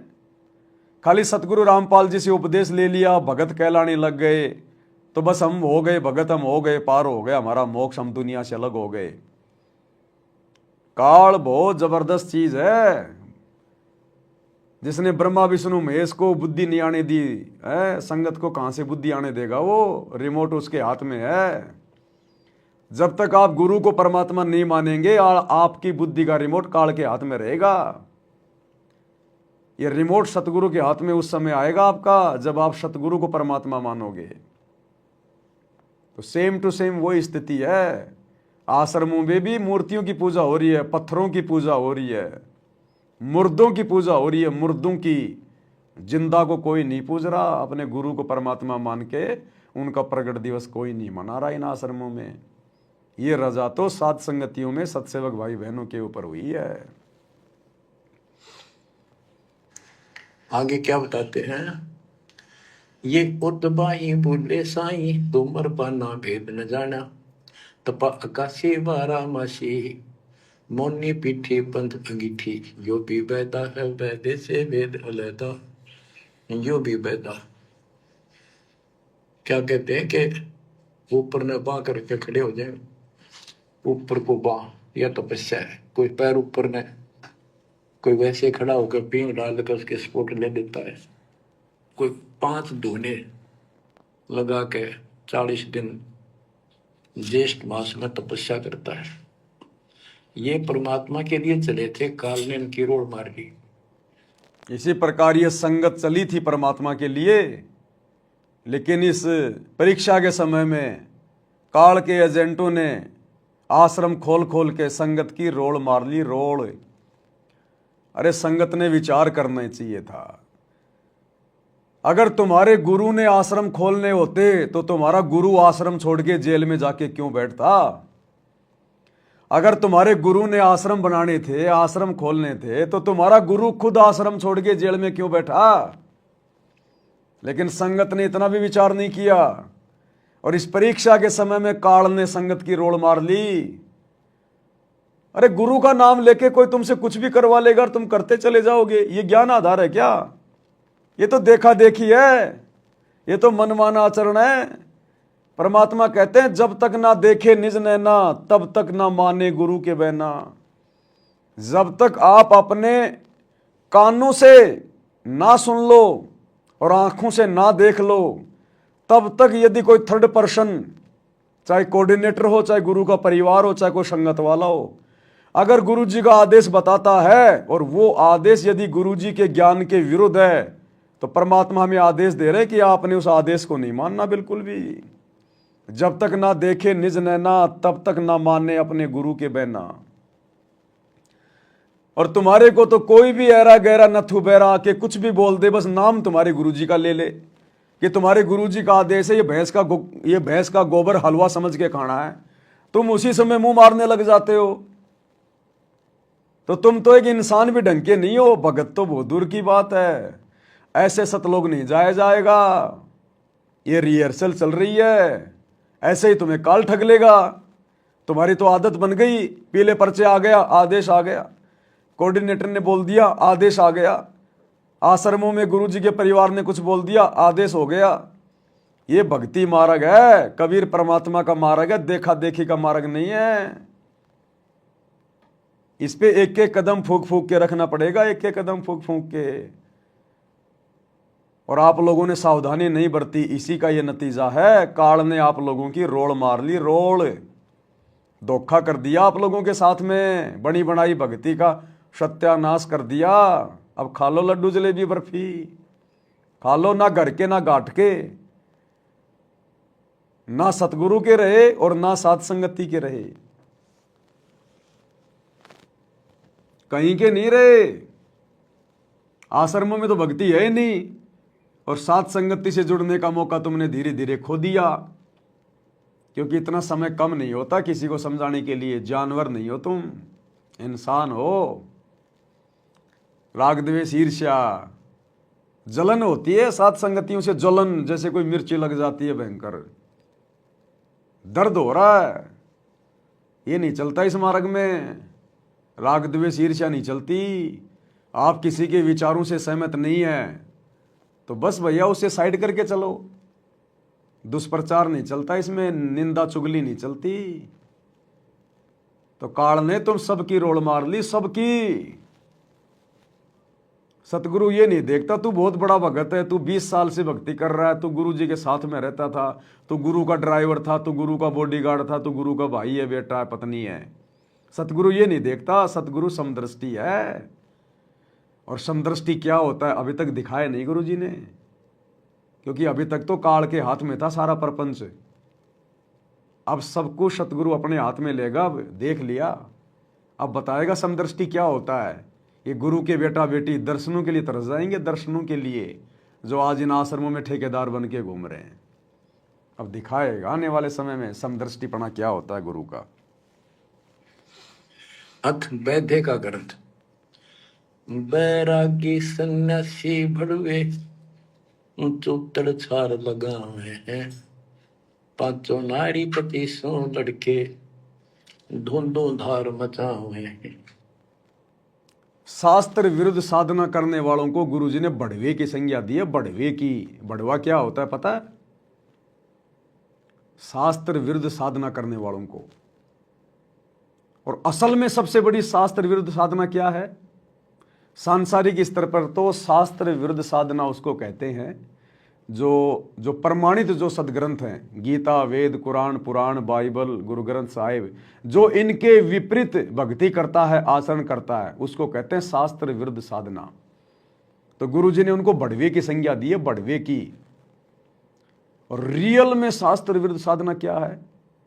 क्योंकि रियल में सबसे बड़ा शास्त्र क्या है? सूक्ष्म वेद, कबीर सागर, गरीबदास जी का ग्रंथ साहिब और सतगुरु रामपाल जी के सत्संग, सतगुरु रामपाल जी के कर कमल से लिखित पुस्तकें, ये रियल शास्त्र हैं।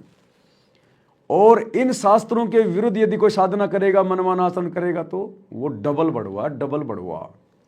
और इस डबल बढ़वे की संज्ञा में वर्तमान में पूरा सतलोक आश्रम मैनेजमेंट हरियाणा, गुरु जी का परिवार बढ़वा, ये कोऑर्डिनेटर बढ़वे, इन आश्रमों में जाने वाले बढ़वे की संज्ञा में। क्योंकि जितने भी कुक्रम तुम लोगों ने कर दिए और संगत से करवा दिए, और संगत कर रही है खुशी खुशी, ये बढ़वे वाले काम कर रही है, बढ़वे वाले। सूक्ष्म वेद में तुम्हारे गुरु के सत्संगों में कहाँ है राजनीति करना, नेताओं की रैलियों में जाना, धक्के खाना, पार्टी विशेष के नाम पे वोट देना? कहाँ है सूक्ष्म वेद में? स्टेडियम बनाना, गांव वालों के लिए फ्री में बसें चलाना, भक्तों को मजदूरी पे लगा देना, रोडे बनवाना, कहाँ लिखा है सूक्ष्म वेद में? लोगों की गुलामी करना, चापलूसी करना, समाज के साथ भाईचारा निभाना, अनुपदेशियों की धर्मशाला बनवाना, कहाँ लिखा हुआ सूक्ष्म वेद में? गुंडों की रैली में जाके बैठना, गुंडों का समर्थन करना, गैंगस्टरों का, कहाँ लिखा है सूक्ष्म वेद में?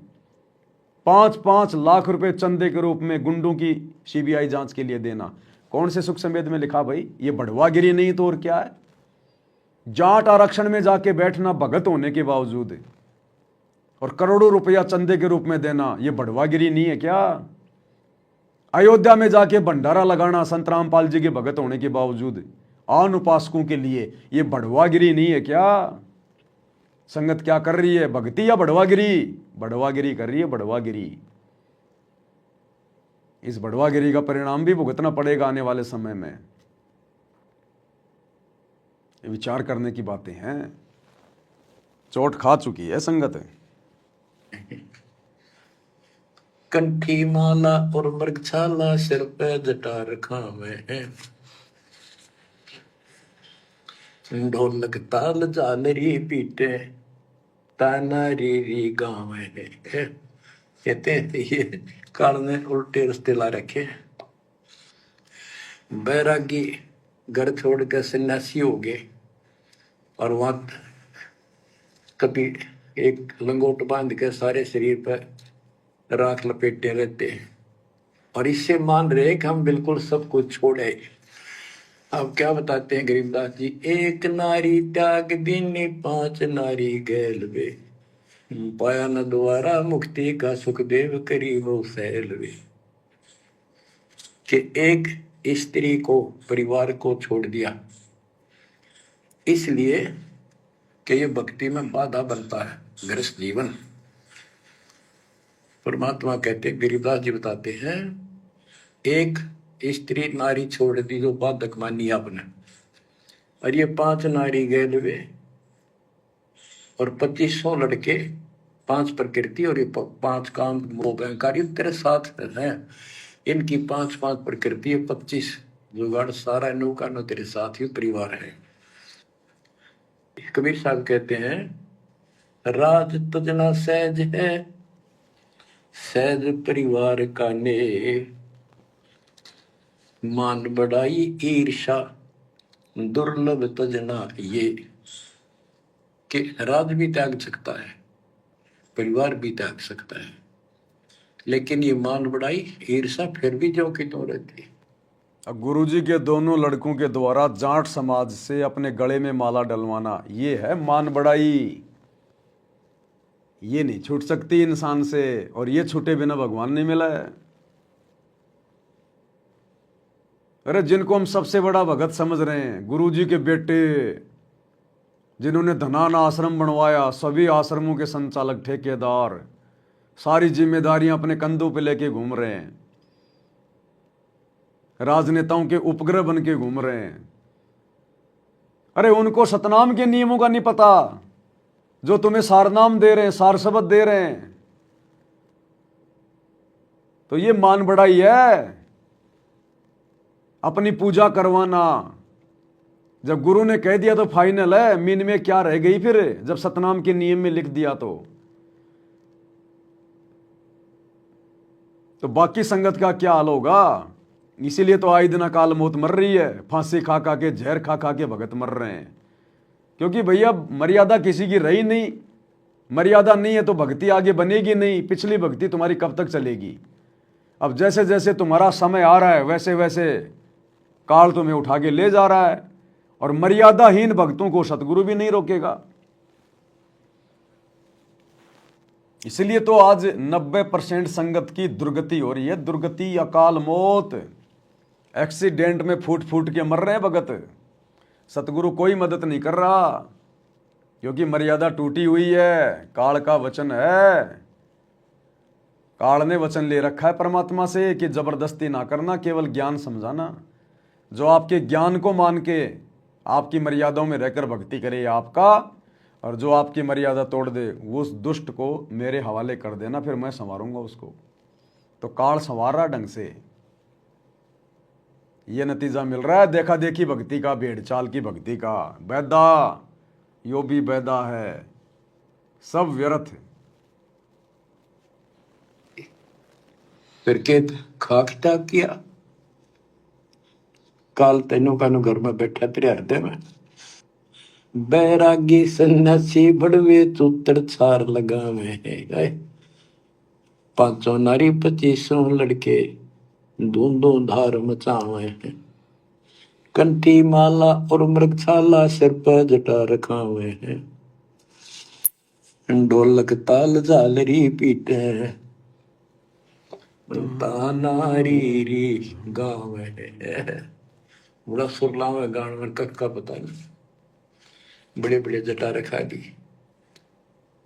यो भी बैदा है, बैदे से भेद अलदा, यो भी बैदा। बैदा क्यों जाना, हम सतगुरु बैठे यूं जाना। गरीबदास जी से पूछा किसी ने कि आपने कैसे पता लगा ये सब व्यर्थ है, कि सतगुरु मिल गए इसलिए जाना भाई। इसलिए हम सत्सेवक भाई बहन बार बार वीडियो बना के तुम्हें जगा रहे हैं, चेता रहे हैं, क्योंकि सतगुरु को हम लोगों ने भेटा है। सतगुरु भेटने का मतलब है सतगुरु के ज्ञान के ऊपर अमल करना, सतगुरु के ज्ञान को आधार बना के भक्ति करना। तब हमें इन सब बातों का पता चल रहा है कि आप गुरुजी के परिवार वाले और गुरुजी के परिवार के पीछे आंखें बंद करके चलने वाली संगत, ये सब के सब व्यर्थ में अपना समय और समाज और पैसा बर्बाद कर रहे हैं। आप लोगों की एक भी मर्यादा सुरक्षित नहीं है। आप लोगों को काल की गोद में बैठा दिया गया है, और आने वाले समय में मर्यादा तोड़कर भक्ति करने वाले अपने अपने जो परिणाम है उनको भुगतने का इंतजार करना। अन्यथा फिर आगे भक्ति इतिहास में कोई मर्यादा नहीं निभाएगा। अगर गुरुजी का परिवार जो आज भक्ति और नियम तोड़ ताड़ के मनमाना आचरण कर रहा है, सारे कोऑर्डिनेटर, आने वाले समय में देख लेना भाई और भाइयों, अगर इनके ऊपर कोई विशेष आपत्ति नहीं आई तो आने वाले समय में कोई भक्ति नहीं करेगा मर्यादा में रह के, कि भैया गुरुजी का परिवार भी तो मर्यादा तोड़ के भक्ति कर रहा था, ये कोऑर्डिनेटर कौन सा मर्यादा में थे, इनका ही बाल बाका नहीं हुआ, हमारा क्या होगा, कोई भक्ति नहीं करेगा। लेकिन ये झटका लगेगा, बहुत भयंकर झटका, तब आगे जाके लोगों की आंखें खुलेंगी कि भैया गुरुजी के परिवार ने किया थी गफलत, गुरुजी का परिवार भक्ति पे गफलत कर रहा था, मर्यादा तोड़ के मनमाना आचरण कर रहा था, देख लो उसका परिणाम क्या निकला। तब ये दुनिया हजारों साल तक भक्ति करेगी थोड़ा बहुत मर्यादा में रह के, नहीं तो सतगुरु के सतलोक जाने के बाद फिर कोई मर्यादा नहीं निभाएगा। तो ये मर्यादा निभाने का क्या सुख है और क्या दुख है, ये आगे चल के पता चलेगा।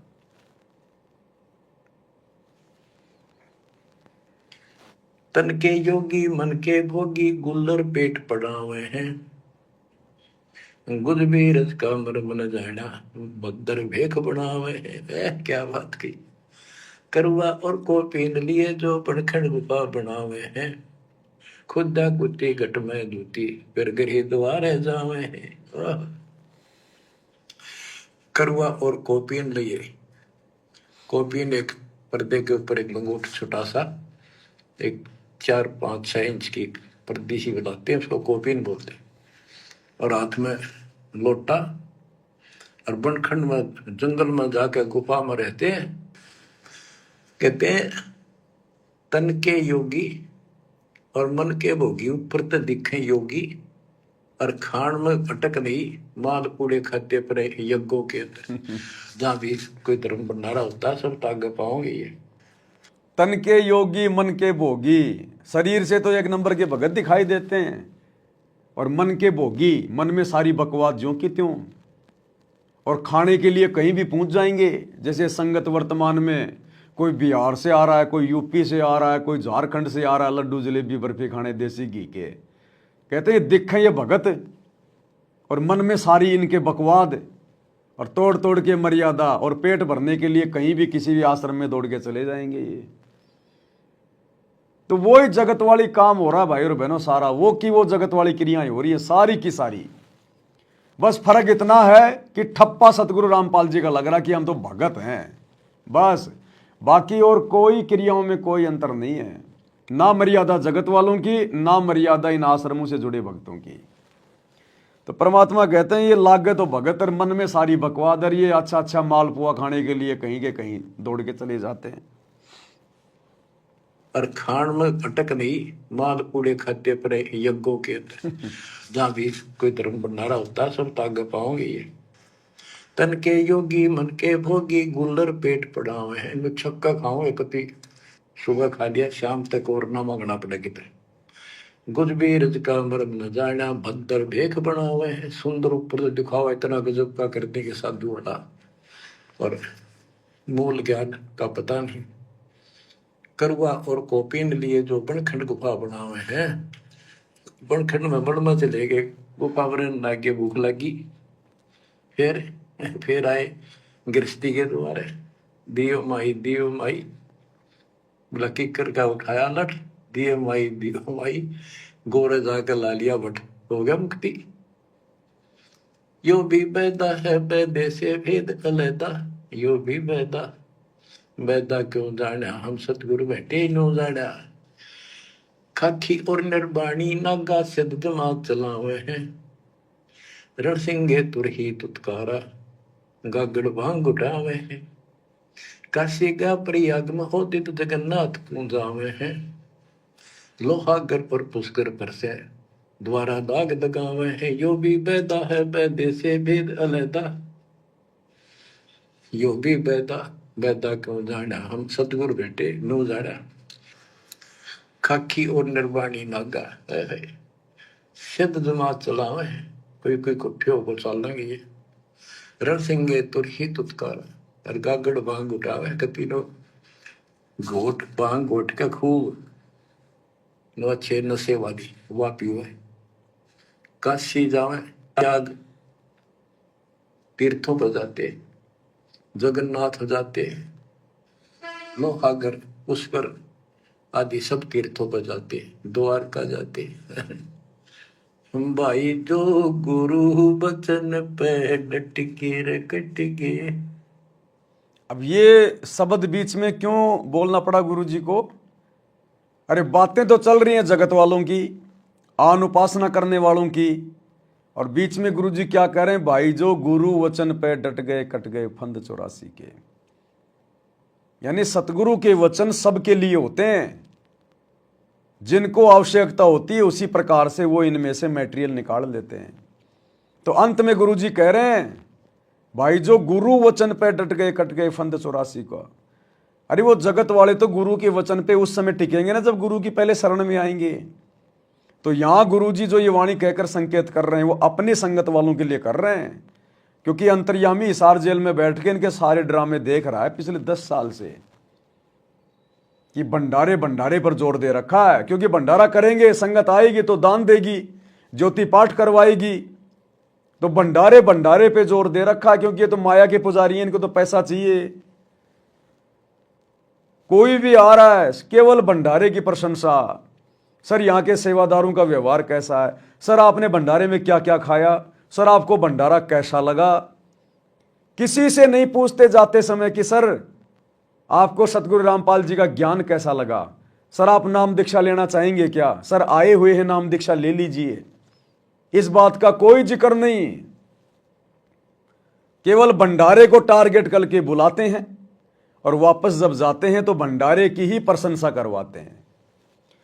तो वो अंतर्यामी हिसार जेल में बैठ के ये सारी ड्रामेबाजी क्या देख नहीं रहा भाई? सब कुछ देख रहा है।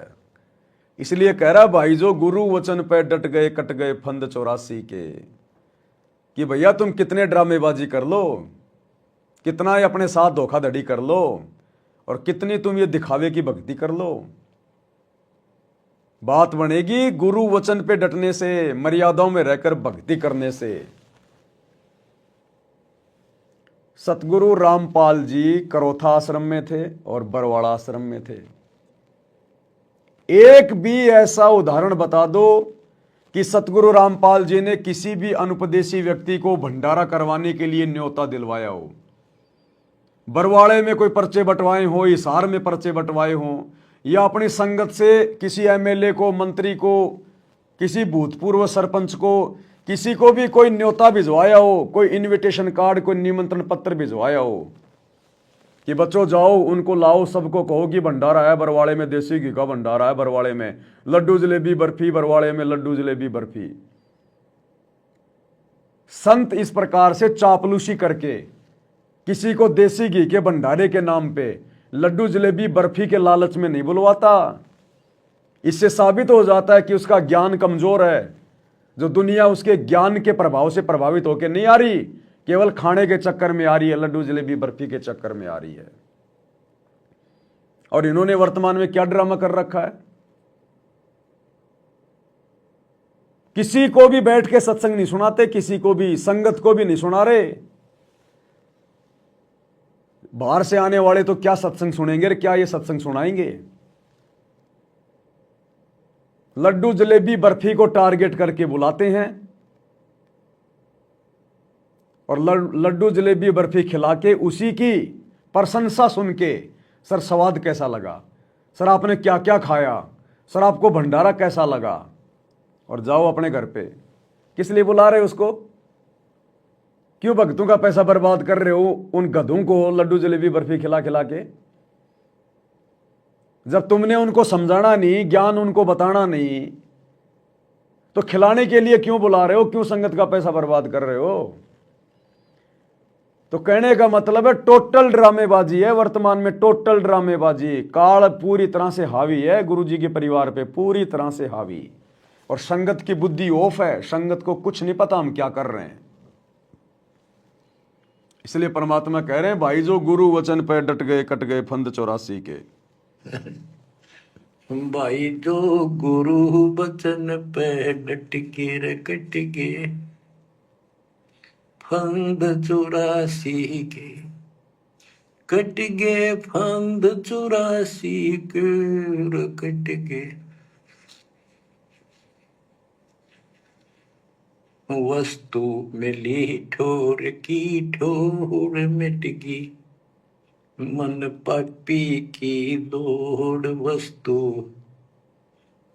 मिली ठोर की, ठोर मिट गई, मन पापी की दौड़। भरम मिटे मथुरा काशी के, भरम मिटे मथुरा काशी के, भाई जो गुरु बचन पे डट गए, कट गए फंद 84 के। अब कितना स्पष्ट कर दिया कि तीर्थ हम भटके, वहां कुछ भी खक भी नहीं है। तीर्थ पक तलवार कटारी, जमदड़ जोर बदावे है, हरी पैड़ी हर हेत न जाना, वहां जाए तेग चलावे है। काटे शीश नहीं दल करुणा, जग में साध कहावे है। जो नर इनके दर्शन को जावे, उनको भी नरक पठावे है। ओए होए। अब इसी प्रकार ये आश्रमों में धक्के खाते फिर रही है संगत अपने गुरु जी की गैर हाजिरी में, और जो जन इनकी संगत में जावे उनको भी नरक पठाते हैं। और वहां जाकर संगति किसकी करती है? इन काल एजेंटों की, गुरुजी के परिवार की, कोऑर्डिनेटरों की। वो खुद ही काल की गोद में बैठे हैं, तुम्हारा कहां से कल्याण करवा देंगे। तो जो जन इनकी शरणा जावें उनको भी नरक पठावें। वही उल्टे आदेश सुनाएंगे, वो तो भैया वही उल्टे काम करने की प्रेरणा करेंगे। तुमसे क्या करवाएंगे? भक्ति तो ये करवा नहीं सकते, क्योंकि भक्ति खुद नहीं करते।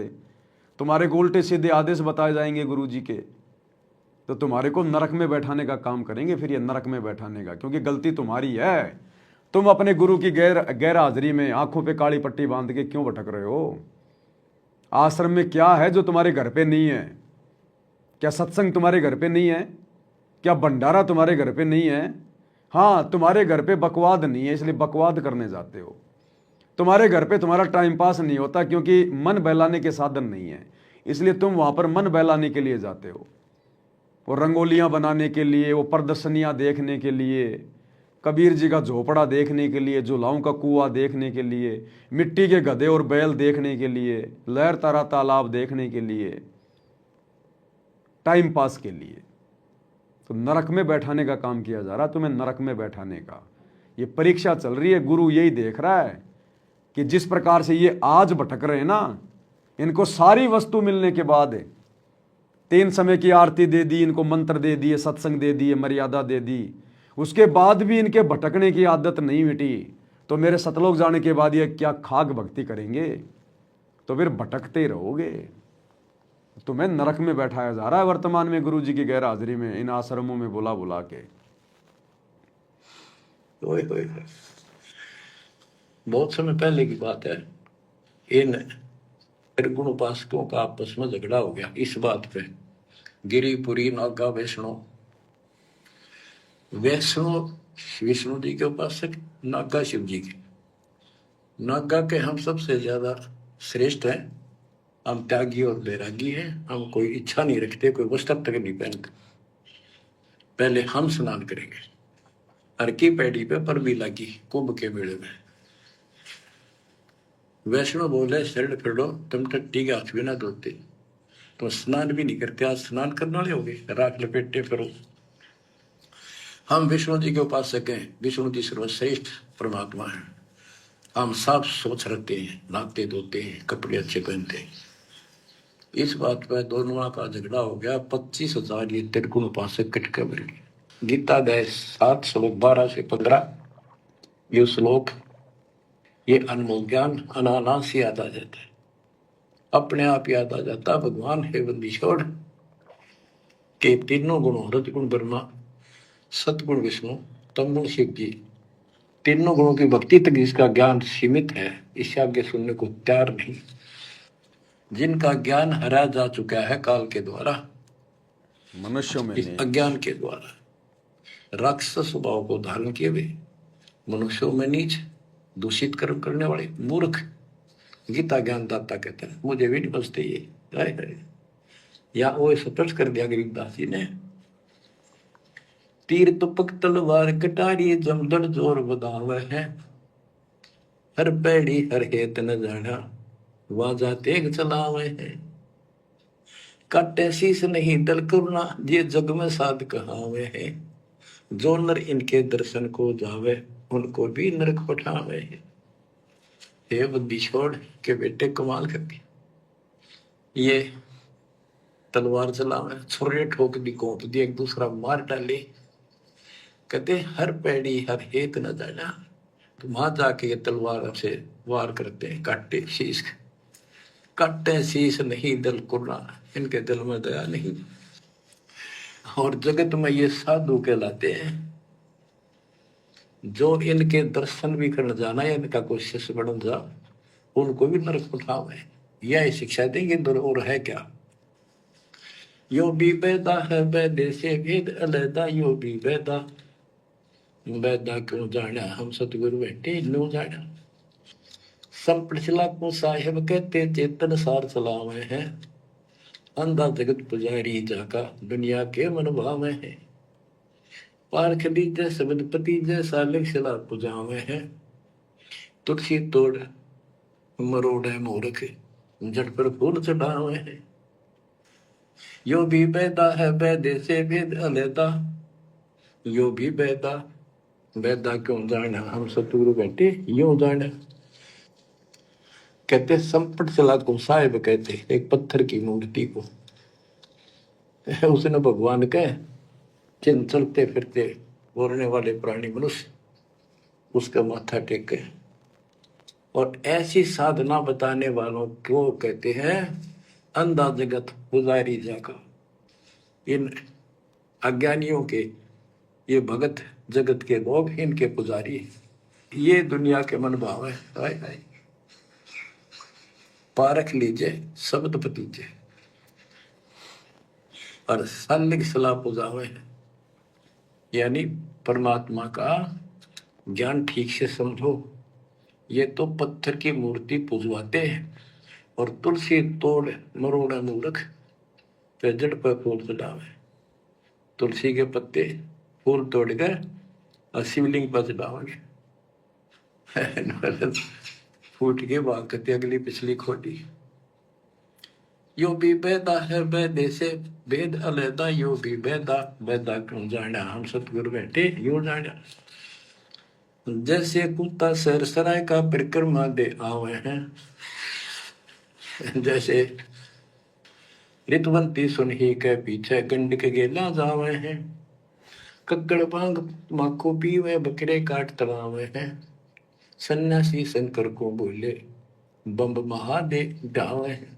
अब देखो परमात्मा ने उस वाणी का खुलासा नहीं किया, परमात्मा उस कुत्ते वाली वाणी को छोड़ के आगे निकल गए। क्या कह रही वो वाणी, ये कुत्ते वाली दशा वर्तमान में सतलोक आश्रमों से जुड़े हुए इन भक्तों की हो रही है, गुरु जी के परिवार की हो रही है, कोऑर्डिनेटरों की हो रही है। क्या कह रहे हैं परमात्मा, जैसे कुत्ता सर सराय का परिक्रमा दे आवे हैं, जैसे ऋतवंती सुनही के पीछे गंड के गेला जावे हैं। कुत्ता किसी तीर्थ की यात्रा करके आ जाए, कोई मंदिर के चक्कर लगा के आ जाए हैं, और थोड़ी देर बाद में किसी कुत्ती के पीछे लग जाए, फिर वही कुकर्म करने लग जाए, तो ज्ञानहीन भक्तों की ऐसी दशा होती है।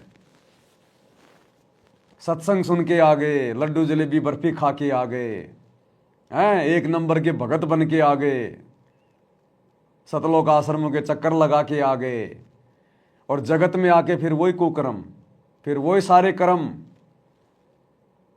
राजनीति का आदेश आ गया झूठा, चलो राजनीति करने, गुंडों की सीबीआई जांच का आदेश आ गया, चलो जाट आरक्षण में बैठने का झूठा आदेश आ गया, चलो जाटों की धर्मशाला बनानी है, चलो मजदूरी करेंगे, चलो कोई मर्यादा नहीं, वो कुत्ता कर्म हो रहा है, कुत्ता कर्म। 2 मिनट में भगत बन लेंगे और 2 मिनट में फिर वो कुत्ता कर्म। तो परमात्मा कहते हैं ये भक्ति नहीं है, ये बढ़वागिरी है, बढ़वागिरी। और इस कुत्ता कर्म से, बड़वागिरी से भगवान नहीं मिलेगा। दूसरा परमात्मा ने यहां पर कि ऋतुवंती सुन ही के पीछे, वो कुत्ता जैसे लग जाता फिर। तो दूसरा संकेत ये कर रहे हैं परमात्मा कि इस सतभक्ति में, अगर आपको ये सतभक्ति करनी है सतलोक वाली, तो आपने इस विषय वासना से हटना पड़ेगा। जो कुत्ता कर्म तुम कर रहे हो ना अभी भी, सतनाम लेके, सार नाम लेके, तुमने इस कुत्ता कर्म से हटना पड़ेगा। नहीं तो चाहे तुम आश्रमों में चक्कर काटो, चाहे गुरुजी के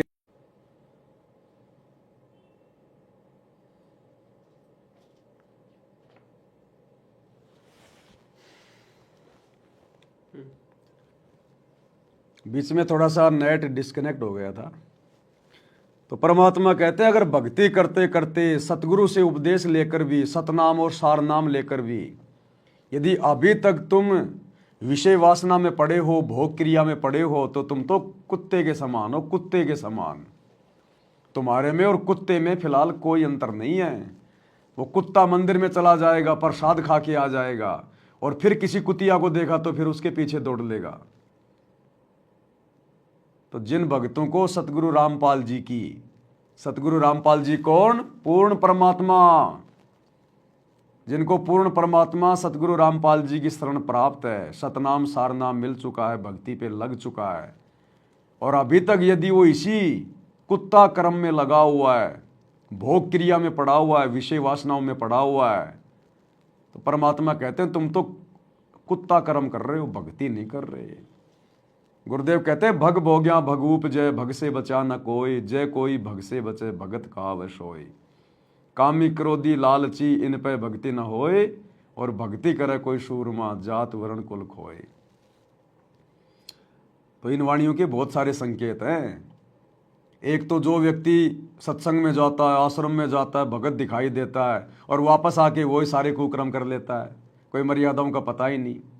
एक भक्ति भी कर रहा है सतलोक वाली, और ये कुत्ता कर्म भी कर रहा है, विषय वासनाओं में भी पड़ा है। तो परमात्मा कहते हैं आपकी दशा फिलहाल उस जो है कुत्ते जैसी है, कुत्ते जैसी।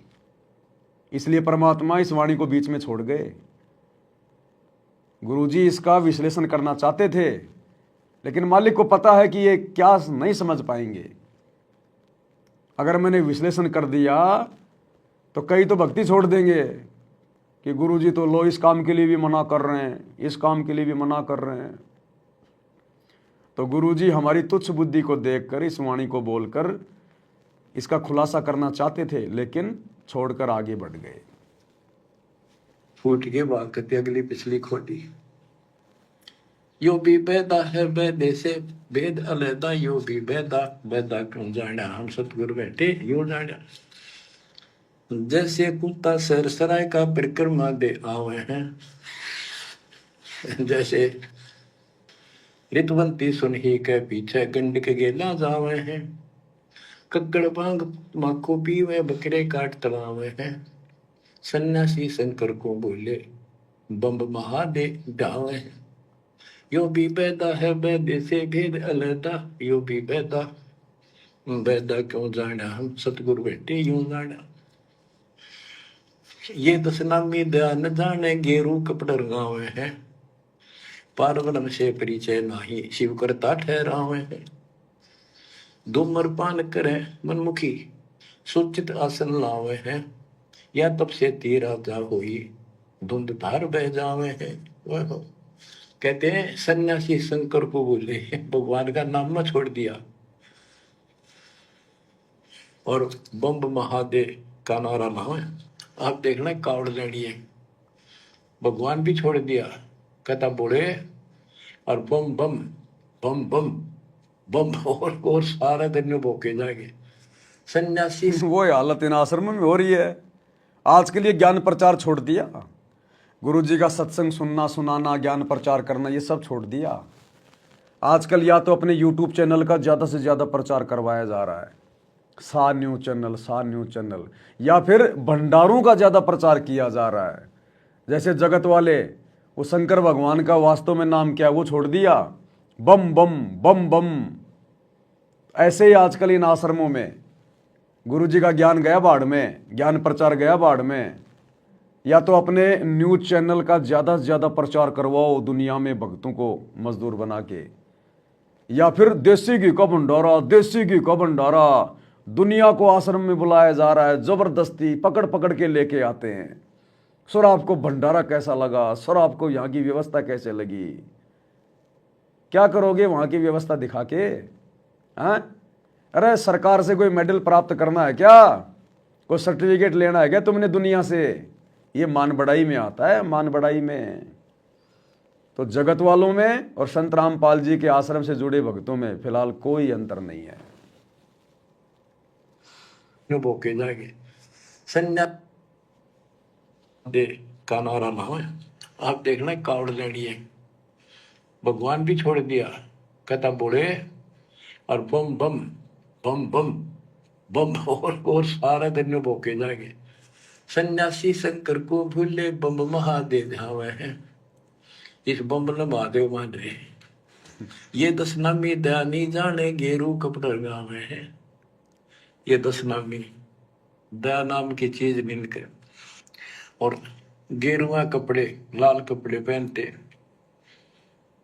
पार ब्रह्म से परिचय नहीं, सतपुरुष परमात्मा का इनको ज्ञान नहीं, और शिव को भगवान बताओ, शिव करता ठहरा। यो भी बेदा है बेदे से भेद अलैदा, यो भी बेदा बेदा क्यों जाना, हम सतगुरु बैठे न्यू जाना। तो भाई और बहनों, आज की वीडियो में हम केवल इतना ही लेंगे। छोटी मोटी कोई और सेवा है आज, उसमें थोड़ा सा समय देना है। तो ये विशेष संदेश नंबर 8 का पार्ट नंबर 2 है। कल हम इसमें पार्ट नंबर 3 पे चलेंगे, इसको कंप्लीट करेंगे गुरुदेव के आशीर्वाद से। क्योंकि आज के विशेष संदेश नंबर 8 में जो जगत वाले लोग हैं उनकी शास्त्र विरुद्ध साधनाओं का जिक्र ज़्यादा है। तो आप और हमारे लिए कुछ ऐसा विशेष पॉइंट इसमें है नहीं, इसलिए कल हम इसके तीसरे पार्ट को पूरा करेंगे। और रात्रि 8 बजे जीने की राह पुस्तक के ऊपर जो वीडियो बन रहे हैं उन वीडियो को आप जी अवश्य देखा करें और ज़्यादा से ज़्यादा जगत में शेयर करें, क्योंकि जीने की राह पुस्तक के ऊपर बनने वाली ये वीडियो बहुत ही ज़्यादा विशेष है।